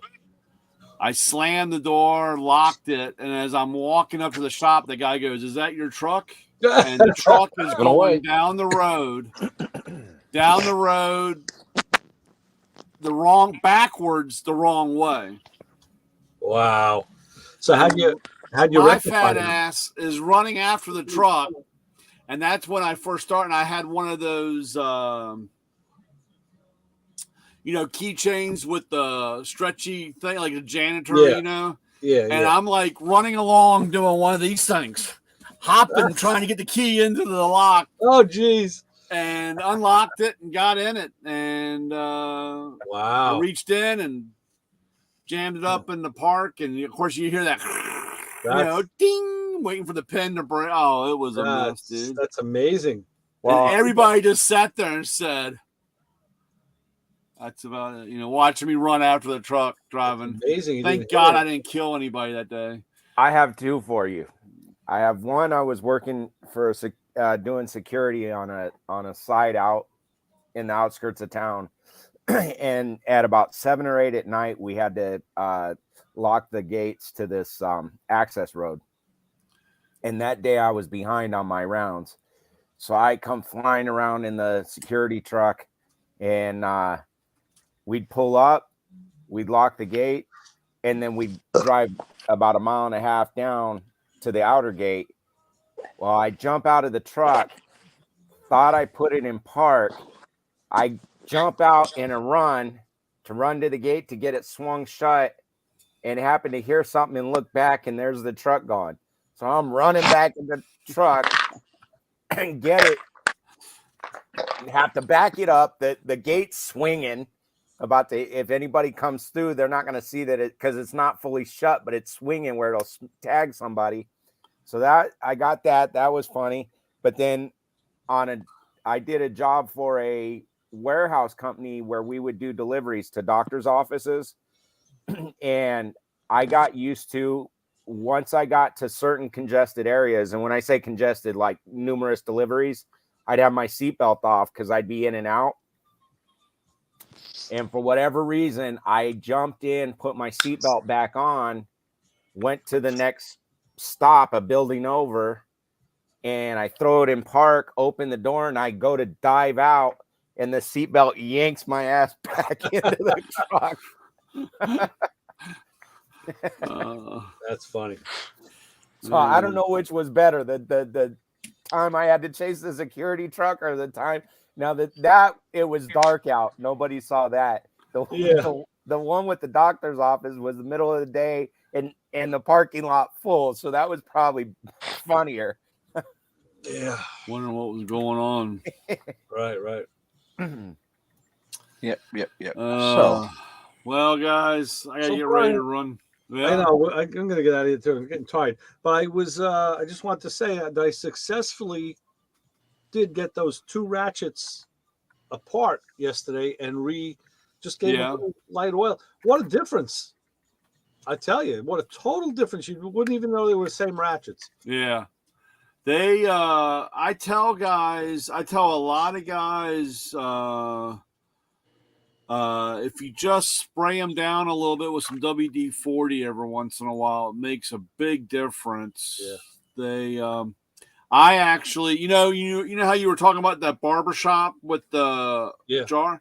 I actually have one that I soak the ratchets in. Okay. Because like I said, sometimes they're just, and like I said, all it takes is a little cleaning, and they're good to go. I even had trouble. One of them, the 1/4-inch one, had even the reverse pull was kind of like sticky, almost crunchy. Yeah, it wasn't really smooth. And I use this stuff. My buddy Doug gave it to me. It's from the MTA. It's called Trizoil. Oh yeah. Trizoil penetrating solvent. So I use this, and because I have some in a bottle with a dropper out in the garage, and I tell you, it's very light. It got in there, and what a difference! There used to be, I don't know if you can still find it. I find it at the hardware store. It's really good. It was blower motor oil.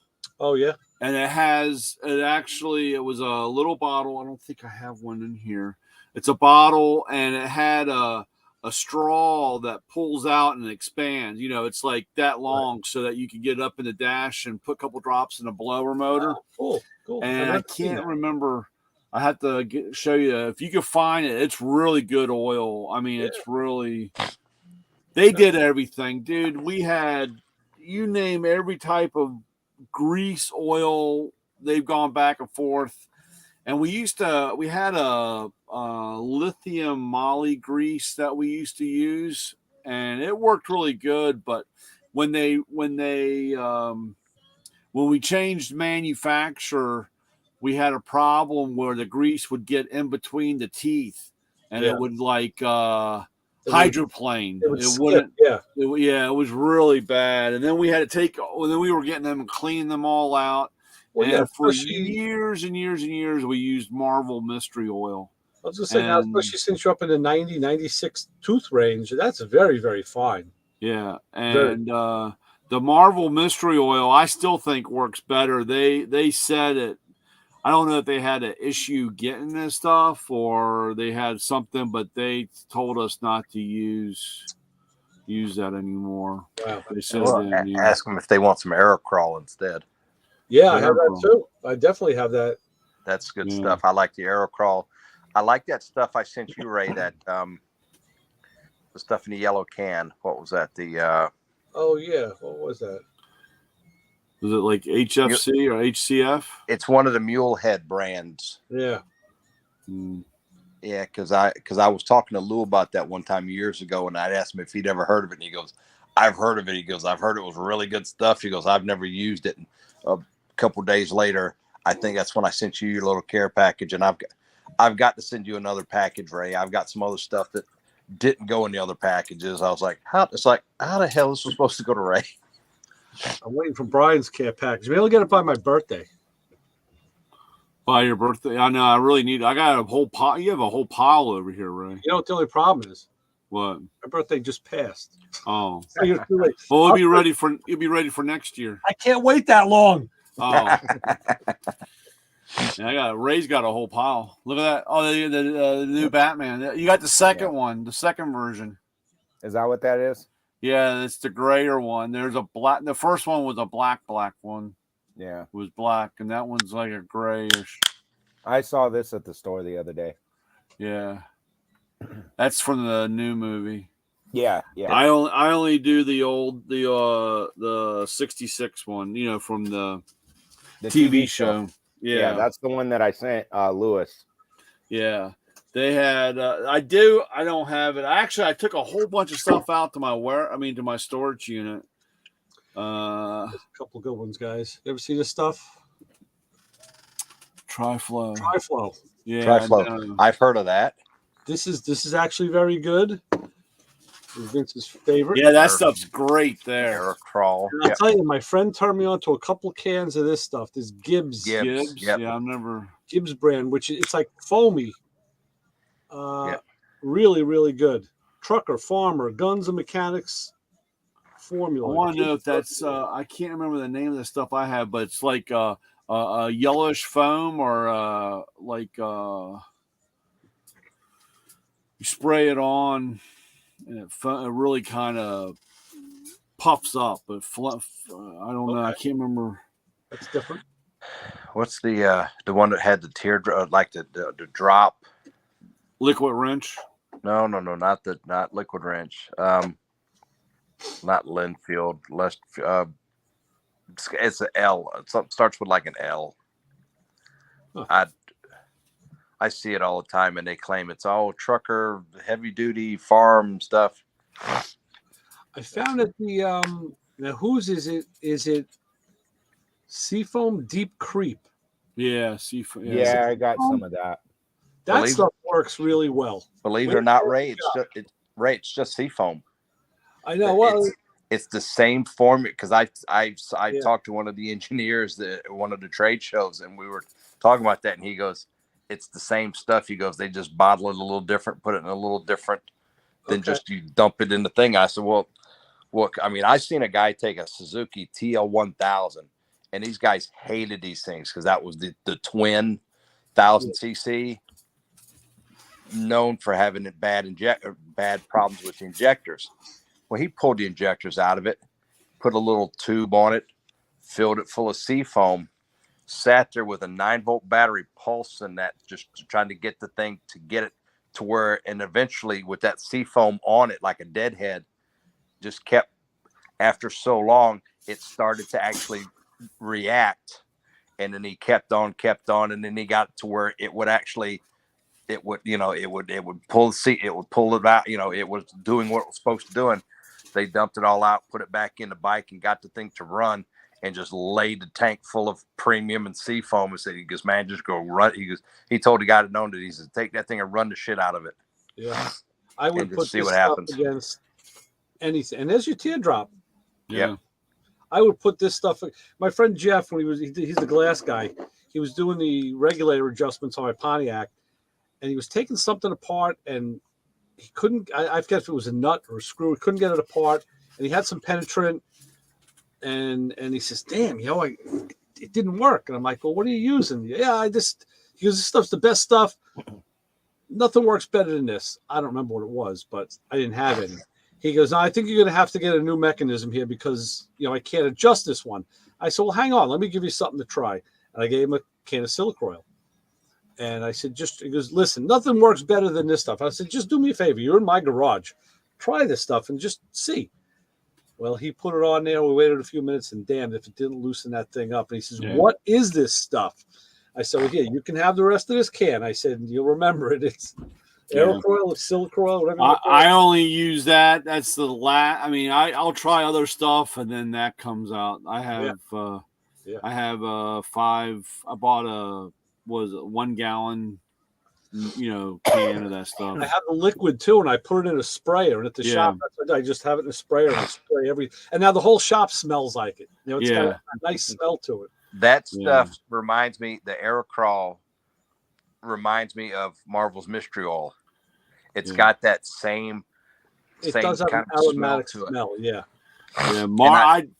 I love Marvel Mystery Oil. Well, I I'm run a WD-40 I run it in my guy. tractors, so I dump it in the fuel, dump it in the oil. Yeah. I go through so much WD-40. It's amazing. That's part of Brian. That's part of my on-road kit. I keep a quart of Marvel Mystery Oil with the fuel filters. Yeah. If you got to change the filter in that one truck, I said put it back together because it's got one of the see-through fuel water separators, and I keep a small package of the silicone grease because I kept having trouble with O-rings. They would leak. There was this, that. So I asked, there's a place here in town, Charleston Rubber and Gasket. And that's where I get all my O-rings and stuff. So I asked one of the old timers up there. I said, "Dude," I said, "This is your business. What do you put on these O-rings as a lube or something?" Because some guys put grease, some put oil. He leaned over there and he pointed to that stuff that it's in a gray tube. I forget what they call it. Slick. Oh yeah. And he goes, "Put it together, give it a little slim coat of that." And he goes, "It won't tear." And he goes, it's a dielectric as well. Yeah. So any O-rings I put together gets a little slick in that stuff, puts on, and knock on wood, hadn't had them tear, hadn't had them leak. Yeah. Go with what works. That's what I always say. Yeah, it's I'll have to send you some information, Brian. We just had our Ford bash in Kentucky last weekend. Oh yeah. Yeah, we're back at Windy Hollow Speedway there in Owensboro, where we started. After an 11-year hiatus, we went back to the original track. Wow. So, yeah, and this thing I use all the damn time. Your little light, that's a great light, man. I sell a shit ton. I just sold 4 more today. I got to order more. What light is that, Vince? That's the one that folds up. Yeah, you have one of those. Yeah. I like that light. Yeah. I use this thing all the time. I just had one of my Easy Red lights kind of fall apart on me. Really? It's a very popular one. It's got the LED in the front, it's got the edge light, and it's got magnets on the bottom and 2 round magnets on the side. I noticed one of the side magnets was missing, and the other one was loose. And then the whole case was like kind of loose and coming apart. I'm like, I gotta talk to Luke about this, man. This thing is like, and it sits in the garage. It's not in heavy use or anything. It's like, does it have like, is it a wide body? Is it kind of wide? Wide, yeah, wider than the one Vince has. Yeah. It's got to be about 2 inches wide. It's one of them. It's a very popular light. Yeah. I have 2 of them. One here, one at the shop. But I need to get a couple more of these for like the wife and the son and everything. Just like put this, charge it up, kind of put it in your bag. Because all the time they're using their phones, trying to light stuff up. And it's like, man, get away from that. yeah, Yeah. that kind of surprised me. Yeah, I don't know. Yeah, my only complaint with the Aerocrawl, Ray, in the aerosol cans, because I don't use them all the time. Eventually, all of a sudden, it's like they go flat. Right. I got a can full of oil and I can't get it out. Right. So what I used to do is take a funnel with a, what do you call it? A paint strainer or paint filter, paint strainer, and like you said, a squirt bottle, and I tilt it up, drill a small hole in the bottom, and filter it through, and right. I use an ice pick. That way you don't have any metal shavings. I just pop a small hole in it and be done with it. Pour it in a container. Yeah. So, but that's my only complaint with the Aerocrawl. Or that is just. Well, you could buy that Mako that small aerosol bottle. I have one of them, the stainless steel one, and then you can pressurize that. You mean it's got the air chuck on it and the like the solvent sprayer? Yeah. I had one somewhere, and God knows where it's at. How many pounds would you put in that for air? I don't know. I usually put like 10, 15. That's all right, yeah. Sometimes I might get a little crazy, but yeah. But I use just 2 taps, right? That type of thing. You say 2 Ugga-Duggas? Yeah, right. two Ugga-Duggas. There you go, done. You fill it up with Old Spice and pressurize it, and just like yeah, it's it. Old Spice, you got it. So Brill cream, a little dabble. Little dabble, do you? Yes, sir. Right. Yes, sir. All right, guys. I just figured I'd pop on when I saw that, and I kept trying to dig through, and I'm like, that's not the right code. It's not the right code. And then it's like, oh, okay, I found the right code. Yeah. So, all right. So for Louis Lee, our gracious host, we're gonna sign off. Ray Guarino, Motormouth Radio, Mako Man, Brian, of course, Coach Isaac out there in the hot country, and Mad Merc Vince, his new moniker. Any boys want to take us out tonight? Give us what do you want to say to the guys waiting for me when I go take the garbage out tonight? What do we tell them? You can follow us on Facebook. You can follow us on Instagram, but do not follow us home. You're taking Justin's tack. Very good. Why are you so early this week? We got to find out what the hell happened to him. Yeah, what was going on? Maybe we want to go and take a nap on that nice caddy seat. I don't know. Yeah. Is that in his garage? Yeah, it's his garage. Yeah. Okay. So it's going to be getting cold up there. Yeah, we got it's only 54 right now. We're 61 outside. Yeah, we're 54. Yeah. We're in the 60s, but some of that I think is because of this nasty stuff off the coast. Yeah, probably. This morning we were a chilly 98 degree. No, I'm playing. Right now we're 75. It was probably about 75 in the morning.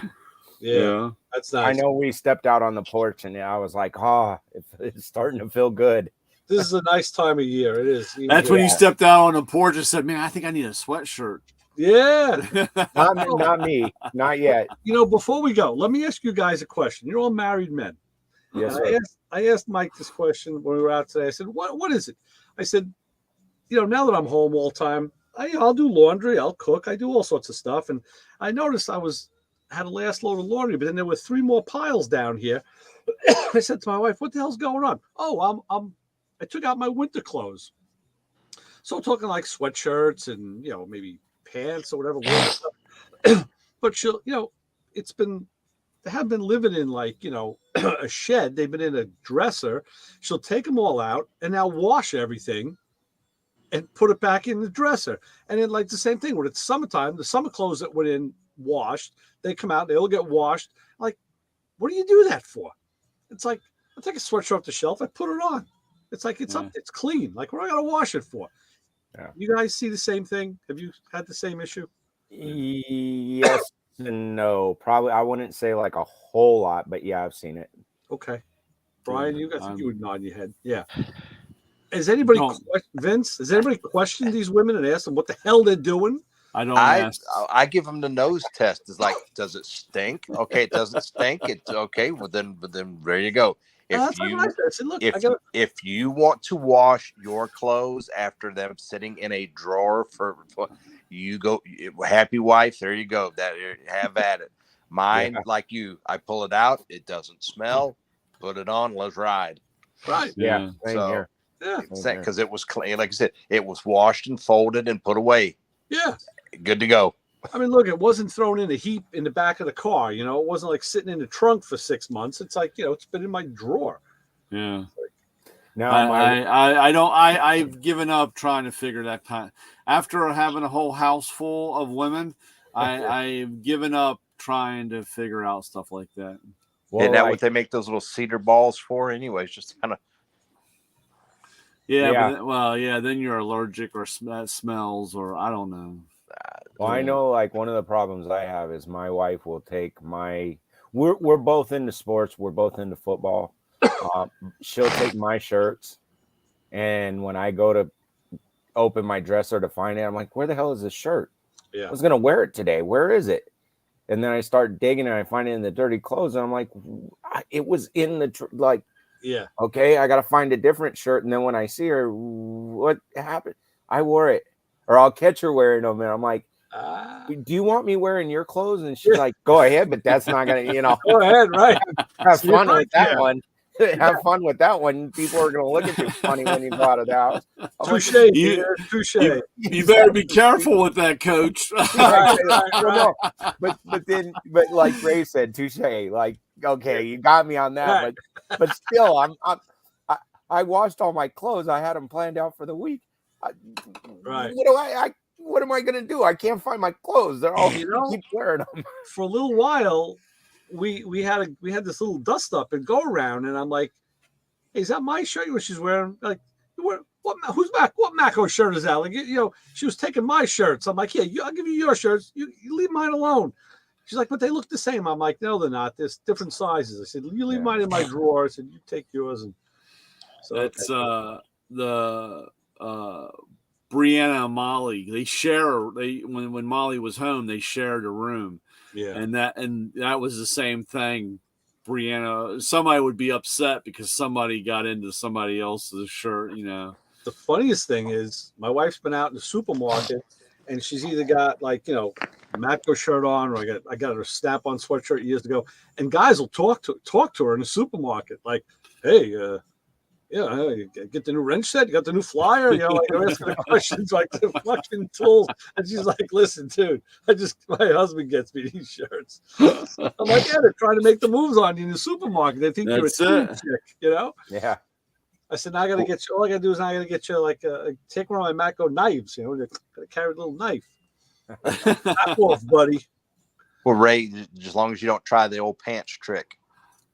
Which one's that? What do you mean the old pants? Well, she starts, going nuts or whatever. You just kind of toss your pants and say, "Well, here, put these pants on." So I can't wear the pants. And she throws for yours back and says, "Well, here, put them on." It's like, I can't get in them pants, and just change that damn attitude. You ain't going to. Yeah, there you go. Nothing but trouble for sure. Yeah, exactly. No, she did tell me. With taking my shirt, she says, well, they smell like you, so take it as a compliment. Although she doesn't. Now, when it's summertime, she won't wear my shirts. I don't know why. That it's hot. Only being that it's like 130 degrees here, and I was sweating all day, but I don't get it. Right. Yeah, you need high performance sports shirts. Oh boy! All right. Well, all right, guys. All right, fellas. Time to go. Time to go, man. There's